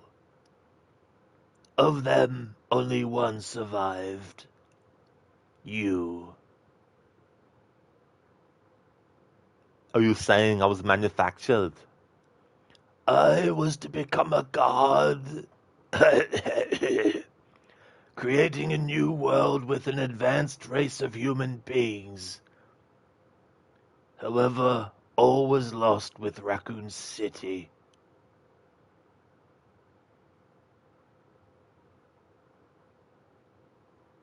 Despite that setback, Your creation still holds great significance.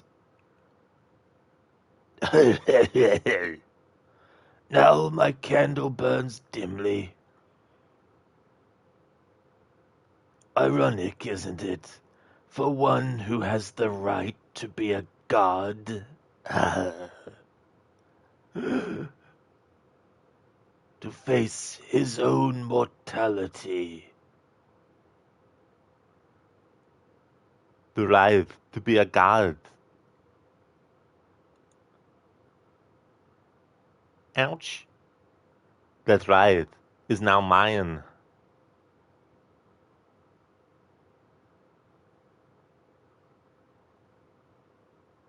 Wesker wins. Fatality. The right to be a god. You. Elegant, even until the end. Only one truly capable of being a god deserves that right.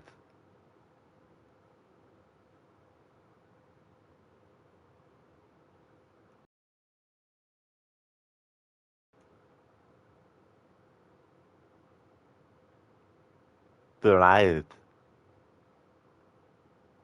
With Uroboros, I have that right.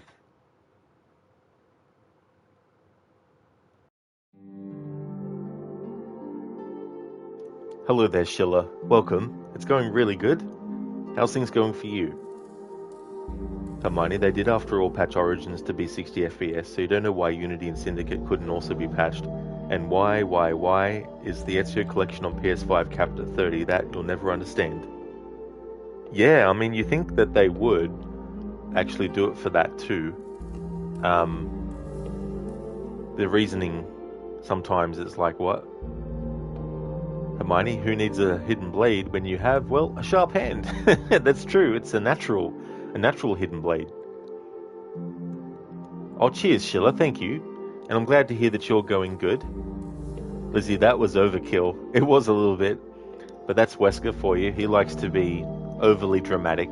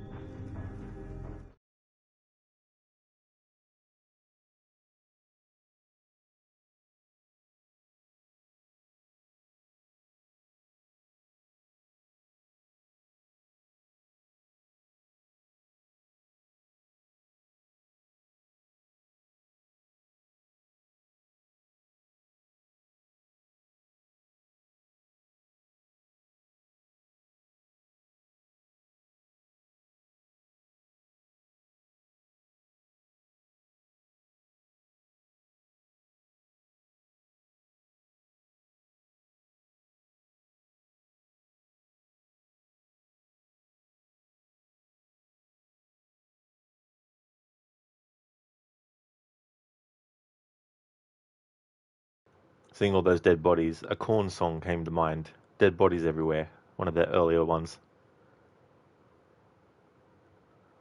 Hermione, to be honest, because you like Ubisoft, funnily enough, you love what they were and what they can at times be.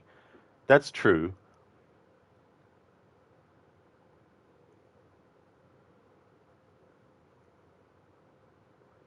But then there's also the things that, you know, they're doing with microtransactions and live service models and, you know, 10 years worth of content for the game that came out 5 years before the other game that came out 10 years before that had 20 years post content. You know what I mean? Less like just overkill, oversaturation. I just hope that Shadows actually has a beginning, a middle, and end in the base game, like a definitive end, and just have other DLC, which is like just an extra story afterwards. Like, this is what the characters got up to after the main story was finished. You know, things like that.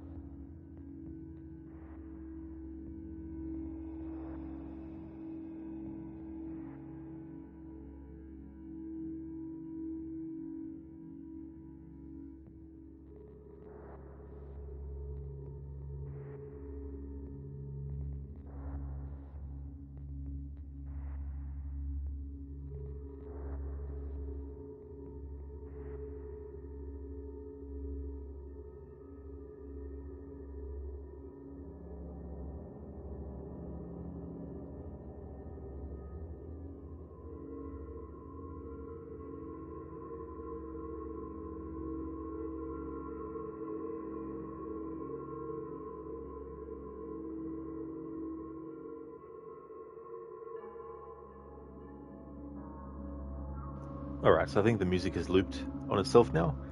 Hermione, it's a different era of game development, but Ubisoft is a great sinner these days, same with EA. That's true, you know. It's one of those things where I don't want to stop playing Ubisoft games full stop. Like, I'm not going to stop playing the games that they did that I really enjoyed and that kind of stuff. But now I'm just more critical moving forward about, like, okay, putting aside any sort of like elements that might actually be exciting or might be good, suppress that, you know, and just wait and see. Wait until more comes out. Wait until more is seen. Wait until certain things. And for me, I've reached the point where I don't care if I find out what happens at the end of the game, because I want to know that before putting money down now. That's where the level it is with Ubisoft moving forward with stuff. Um, Same with Konami as well. Like, Konami recently have been doing a lot of games the last year and a half, almost 2 years now, and Silent Hill 2 remake and all the other Silent Hill games that they've been doing. There's another Silent Hill movie, a new one that's been made and coming out as well. But my excitement factor for all the Silent Hill stuff is very, very low because Konami never gave a shit about the series until recently. Silent Hill Downpour was the last main entry in the series, and that was back in 2012. So for 10 years, all Konami did with the franchise was license it out to other companies so that they could use characters and stuff from their games. Because Konami were like, oh yeah, we'll just sit back, let them do all the work. We'll just sign off on letting them use our characters and everything, and we'll get a bit of the money back. We'll get our little sort of like commission from it. So all this like, oh, we're going to do all this Silent Hill stuff, it doesn't seem genuine to me. It just seems like a cash grab. Because they're sort of like thinking, we've built up this anticipation for over a decade for new Silent Hill stuff. How can we exploit this? How can we actually do this kind of thing? And so that's why I'm not pre-ordering anything. And any Silent Hill stuff that's come out, I've gone, what is this? I've seen someone play it, looks crap, doesn't seem interesting, whatever. Maybe later in the future, but right now it's like, no. So that's where I'm at with Konami and Ubisoft. Like, sure, they could come out with a brilliant Silent Hill game, and if they do, then that's great, and if it looks genuinely like it's going to be great, then I'll play it. But not going to just do it just for the sake of the fact that I like Silent Hill. And my oversaturation is the right word. For sure, like, you did 100% Valhalla, but that was too much. Yeah, that game is massive, just doing, like, the story alone. Like, if you just want to do the story alone, and when you think about it too, it's kind of scummy that they didn't make the game with New Game Plus in mind. Because New Game Plus would probably allow a lot of people who played through the base game and had enough of it,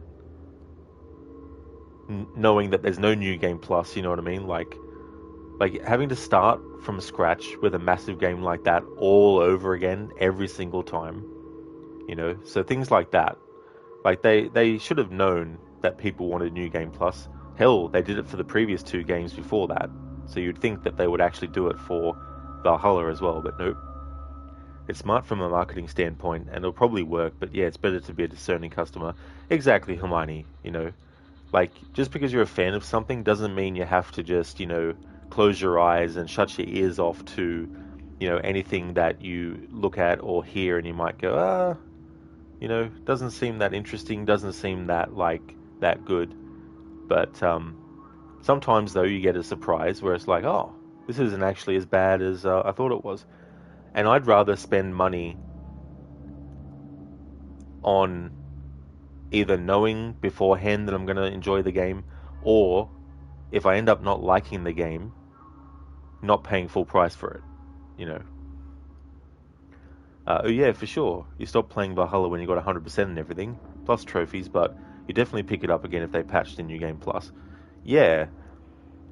With that game, I've come up with my own New Game Plus, where all you do is you just basically, and you'd have to, if you've already played through the game, you'd have to play through it again to do a New Game Plus. But essentially what you do is you start your game from scratch.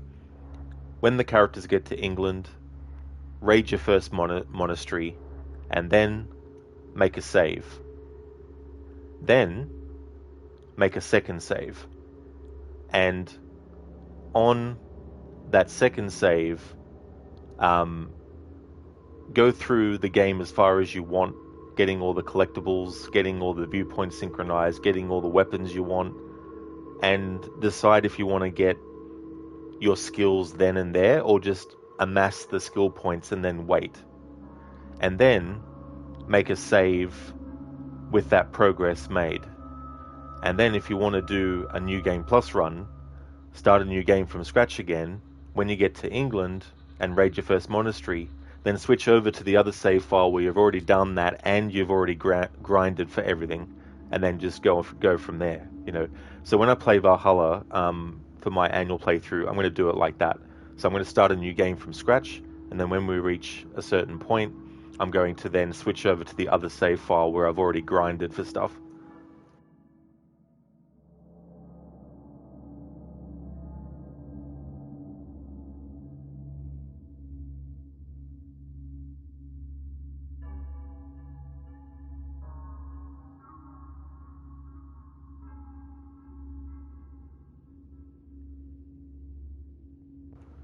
Yeah, yeah, it's just make it, easier. But I haven't actually used any of the skill points I've amassed yet because I want to sort of like have it be a thing where I decide when I eventually, get back to the game and stuff, what I want to do. And obviously, I don't save over that save file. Like I'd start a new game, like I'd start a new save and then save over that one. That way, if I ever decide in the future to do another run and don't want to have the same skills, or if I'm doing some kind of like, challenge run or something, at least then I'll have the ability to use those skill points all over again. I mean, yeah, you can just do that anyway in the game itself, I suppose, but it might just help to keep them separate or something.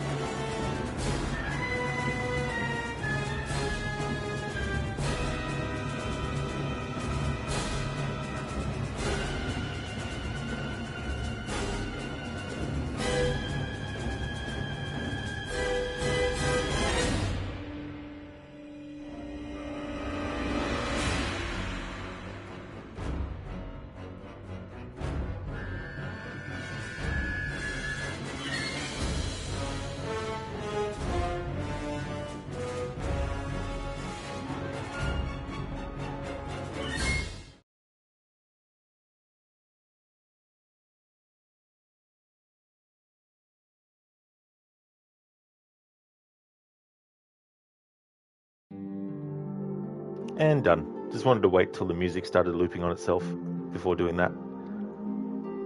Hermione, I just remembered in days gone when you've done all of a certain category of activity, like clearing all bandit camps, you can go into the menu and reset all of them to do them if you want. You think you also have to finish the main story to be able to do that, but you don't quite remember if that's also a criterion.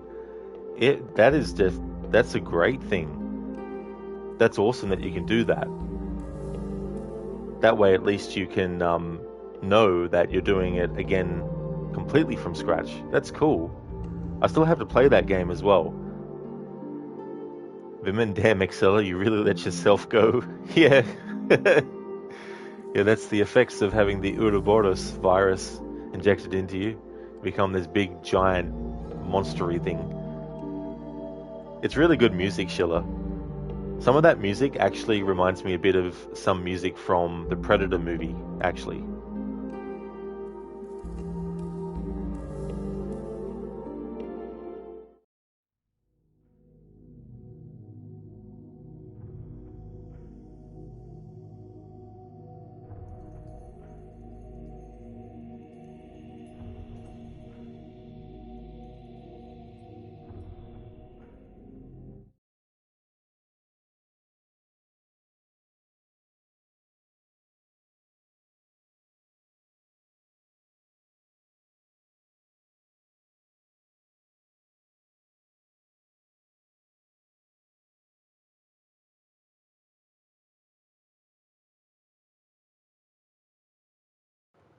Alright, so this is the part in the main story where Jill wants to communicate to Chris and tell him some information about what to do with Wesker. So now that I'm back in the main game, we're going to be seeing things from Chris and Sheva's perspective on that same event.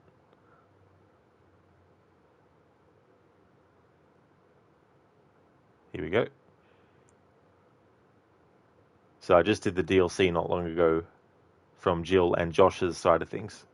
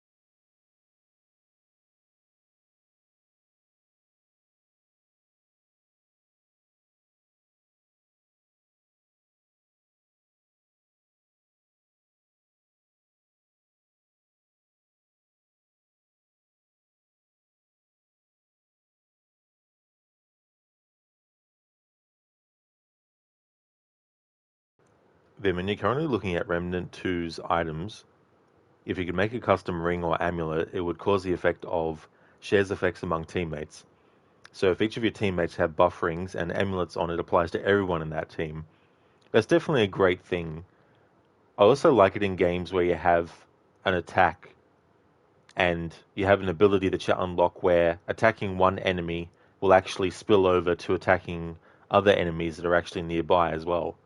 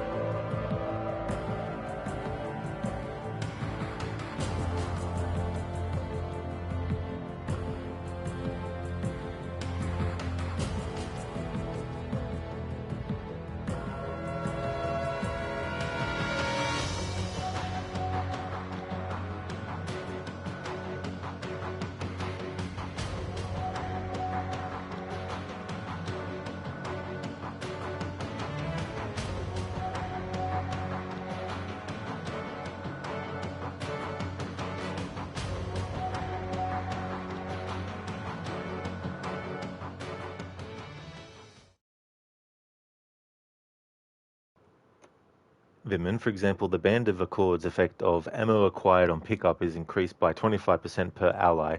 Also wearing this ring and is shared with other allies. Now you're not sure if the second part of that shared with other allies means your team has a shared ammo pool or not. It can be either a pro or a con. Yeah, I mean that's true too, as well. Um, and I guess too it depends on what kind of scenario you're in as well. Like if you're in a scenario where there's like heaps of enemies coming at you from all angles and you're low on health, then you want something that's gonna either heal you fully quickly or you're gonna have to do something that kills a wide range of enemies. Hey there, AC, welcome on in. Bad Sheva, no, go sit in the corner and think about what you've done, or the lack thereof. Welcome on in. It's funny, a lot of people don't like Sheva in this game, but I actually don't think that her AI is that bad.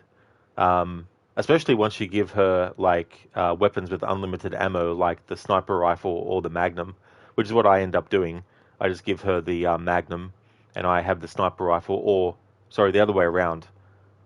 I have the Magnum as Chris and give her the sniper rifle. But for this third run through to celebrate the game's 15th anniversary, I decided to play as Sheva, which at first is a bit difficult because you're so used to playing on the left side of the screen. But when you play as Sheva, you play on the right side of the screen. But after a while, you get used to it. Hermione, this music reminds you of AC2. There's a lot of Ezio Jam bits of music in AC2 for sure, and this game as well. The other music that I really like in this game is the one where you're fighting Jill earlier when she's still being mind controlled.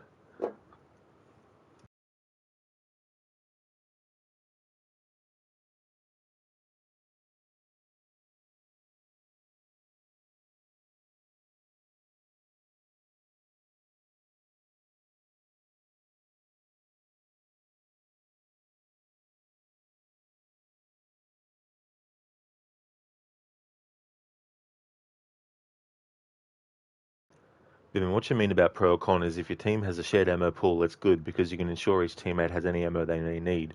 Or a con in that if anyone's out of ammo, you're all out of ammo.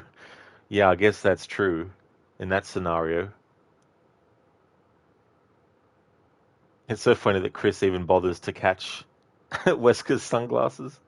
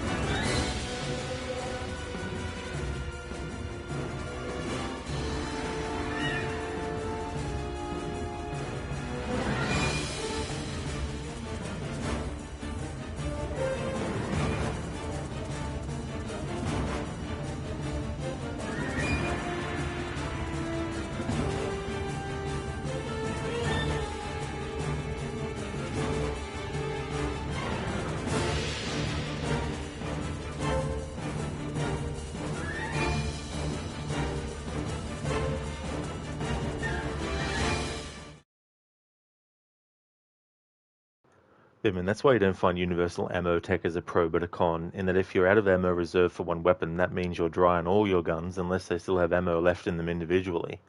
Yeah. Well, there's definitely a lot of pros and cons to so much stuff.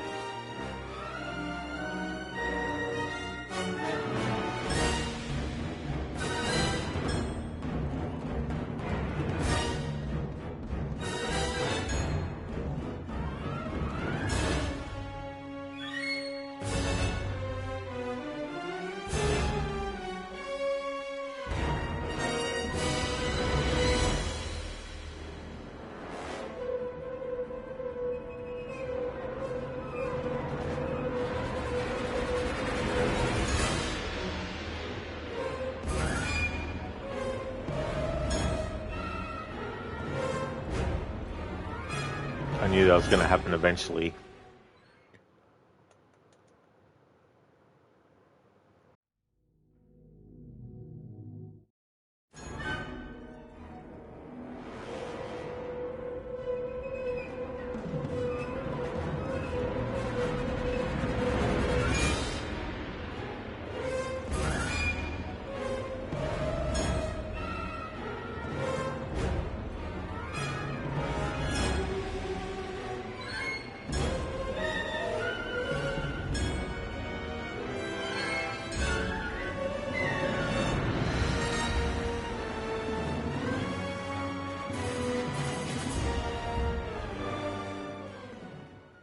Alright, wasn't pressing it hard enough. So they're really struggling with the stealth in Unity. So frustrating. You don't think there's been one mission you've been able to complete in full stealth. Does it ever get easier, you wonder? Because you're at the point of just never trying stealth again, because if you know the only possible result is to fuck up, why try? Yeah, I mean, it can be tricky. And you've got to be careful too, because you might be completely hidden and you're hiding behind like a corner cover, and you'll throw a smoke bomb at a couple of enemies that are actually there, and then you would think, granted, a smoke bomb being thrown, oh, Jesus Christ, you'd think a smoke bomb being thrown would still obscure you from their presence, but they get alerted, like the whole building gets alerted through the smoke bomb use sometimes if you're too close to the enemies that you're throwing it at.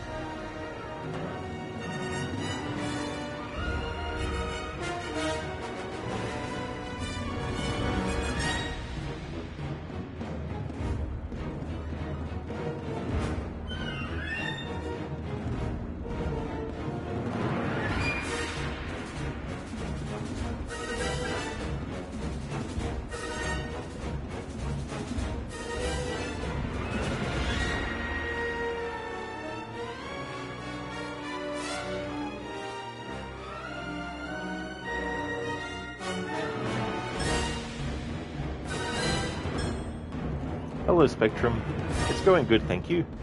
Almost finished this playthrough now, overall.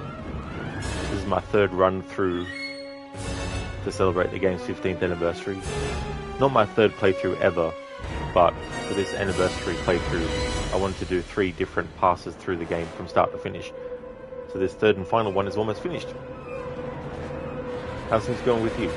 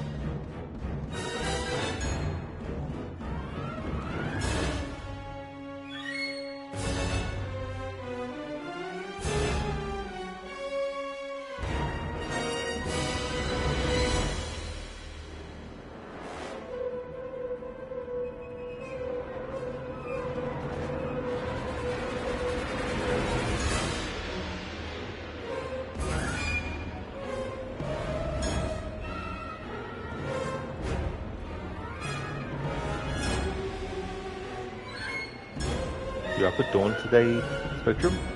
You had a great time seeing Daniel yesterday. It was an incredible performance. Oh, that is good. I'm glad that you had a great time watching the production that you went to see. Was there a big turnout? There was a lot of people there.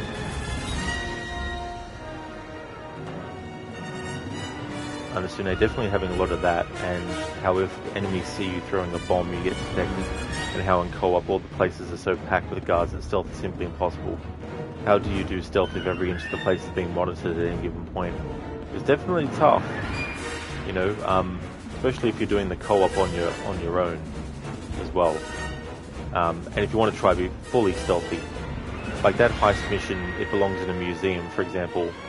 I did that once. In the last playthrough I did of Unity for their anniversary, and when I did it in that playthrough, I only wanted to do it to get the mission done. But if you're doing a stealth challenge and you're doing that co-op mission, like holy fucking shit. Spectrum, Hermione, as well as the parkour and basically all the AC games. Yeah, I still need to watch that video too. You reminded me, Hermione, the videos that you linked about Assassin's Creed. He's got a lot of good videos about Unity, plus some good, things even just about, how the ins and outs of parkour and all that kind of stuff. It was sold out, Spectrum, was it? Oh, nice. Well, that's good then. It was good that it was a solid amount of people there.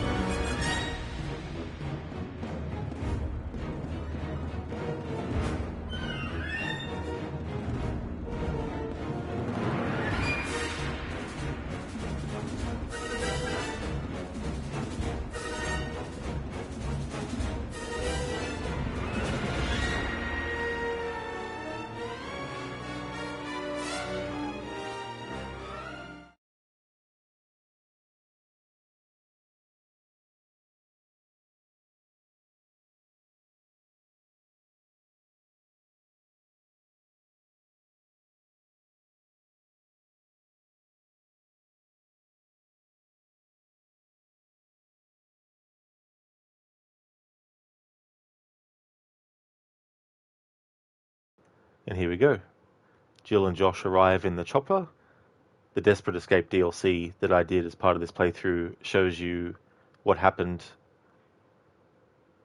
The pilot, Doug, got killed, unfortunately. But yeah, that's how they show... In that DLC story, they show how they got the chopper in the first place. Spectrum, the theatre holds 2,000 people. Well, that's definitely a fair amount of people. Especially if it's at full capacity, too.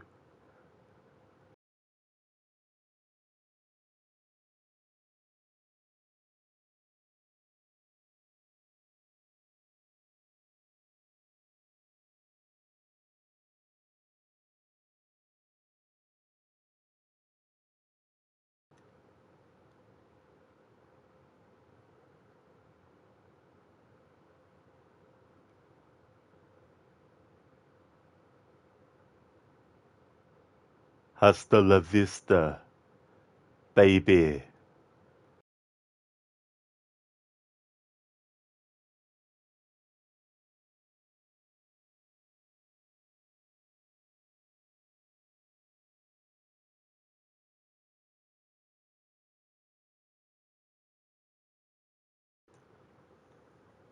Bidman, here's a simple question. How is Sheva and Chris not charred from being that close to molten magma? Well, Chris had special training. He was molded in lava. He's not actually really human. And same with Sheva as well. Being near Chris, that skill transferred to her as well. Spectrum, next year that they're doing Noah. Well, I wonder what they'll do with the water effects and stuff.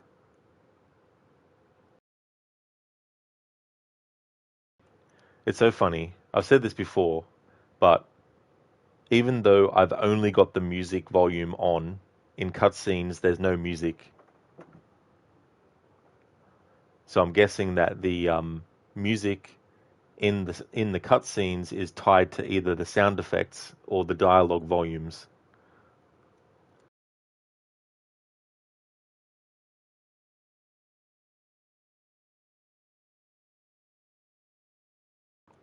So as a result, it means that even this cutscene will not have any music. But I'm not going to watch the whole credits. But yeah, they fly off into the sunset.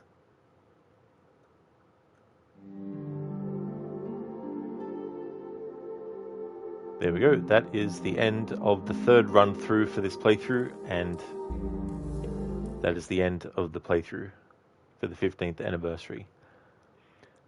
So this playthrough was by no means a comprehensive, do everything, unlock everything kind of like playthrough, but going through the game 3 times, and given I've got 20 or 30 other games to get through before the year ends, this is as many playthroughs I'm going to be doing for this game's 15th anniversary. But it's great to do something for it, because it's crazy that it's been 15 years since this game came out. And the first run through was on amateur difficulty and reading all the files, not just the ones that are inside the game itself when you're actually exploring, but also the ones that are unlocked as you go through the game. Like, for example, this one, which had 44 pages. So I read all of these and all the pages in all of those as part of the first phase. Then the second phase I went through on normal difficulty, but I also did the 2 DLC, the Lost in Nightmares and the Desperate Escape, but I did them in chronological order, and I also showcased the different outfits that I had access to. I didn't have access to all of them, unfortunately, but that's that. So I did that for the second run through, and then for the third run, I played it again, did the DLC again, and in timeline order again, except this time with the black and white horror filter and the music only. So there's definitely a lot more stuff that you can unlock and that you can do in this game, but that is the end of my 15th anniversary celebration of this game playthrough. So the next game that's going to replace this is Detroit Become Human. I don't have an actual outcome in mind with that. However, there are a couple of channel point redeems that are going to be major amount of points, and they're actually going to determine not just one or two things that are going to happen in the playthrough, but basically an entire character's approach to everything in the story. So I've got a couple of those that will only be able to be redeemed once, so whoever gets in the quickest to redeem them will be the one that gets to redeem them. I'm also going to have some other smaller points-based channel point rewards to actually use as well. And then there's also going to be some moments where I will put a poll in Twitch so that viewers who don't want to spend channel points can also have something in the playthrough to do. But due to the nature of Detroit Become Human having thousands of different little tiny things overall and different approaches, it means that I'm not going to be putting everything up for vote with the Twitch poll. But those two major points that I talked about that have a major effect on what approach I take with two characters in the story, actually, one for each individual one, basically means that there's going to be a lot of things that I have to choose anyway. So I'll just play it by ear as to which ones I'll make available for viewer to vote. But that's what I'm doing next. But I will be taking a break before I actually start that playthrough, of course. But I just want to thank everyone so much who was just here for the Resident Evil content.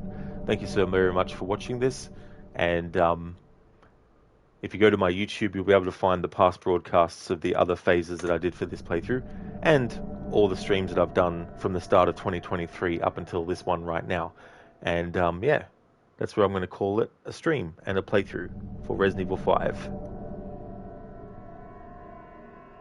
Understand they could put a game to easy or very easy if the game offers that, and you'd still be looking at reloading at least 50 times for the vast majority of missions.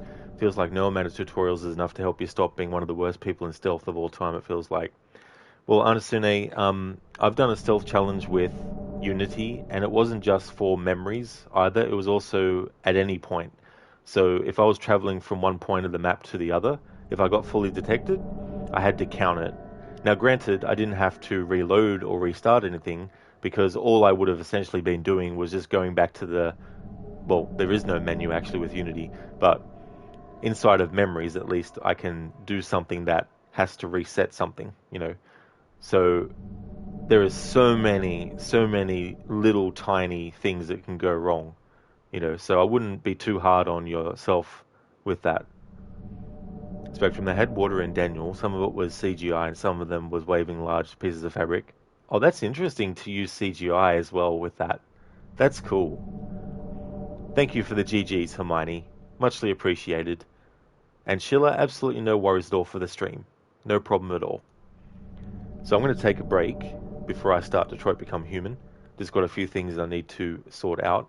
So I'm going to take a, let's see, I might actually take an hour of a break before coming back with Detroit Become Human.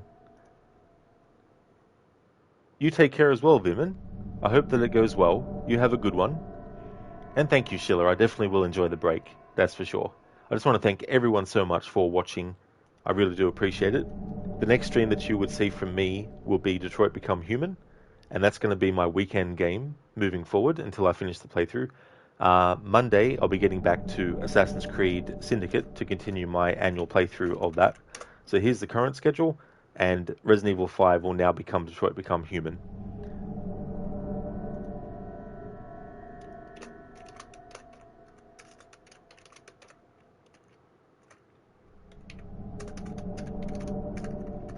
Before I go, though, just want to give some shout-outs.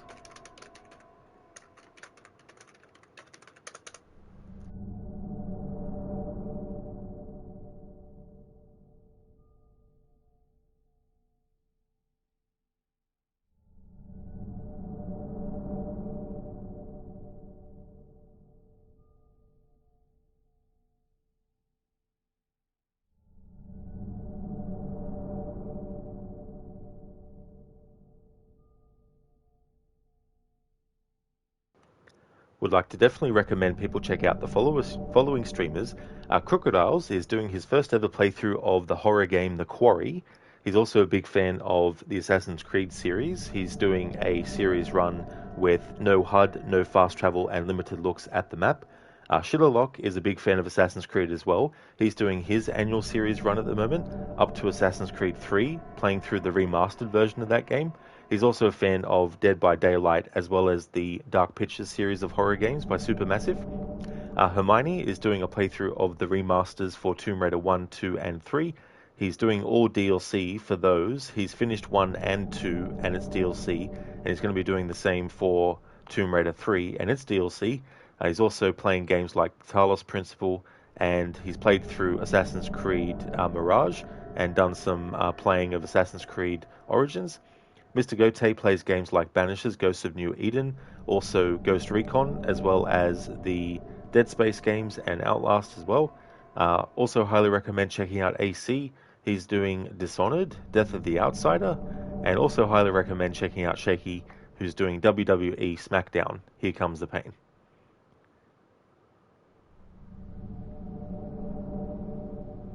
Oh, cool, Spectrum, that's good. Yeah, Detroit Become Human, it's a really, really good game. If you like games that are choice-based, multiple endings, different ways to go through things, if you like a bit of exploring, you know, looking for clues and things like that, it's really, really good. Very narrative-driven. So yeah, it's one of my favorite games, actually. It's really, really good. Got some really great performances in it, too. Sheila, there is absolutely no worries at all for the shout-out, dude. More than happy to give you one. And same to you as well, Hermione. No worries at all, dude. Thanks again, everyone, for watching.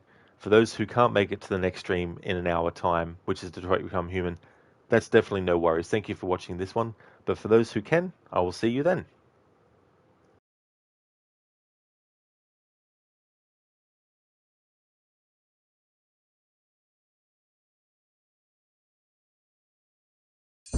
Resident Evil.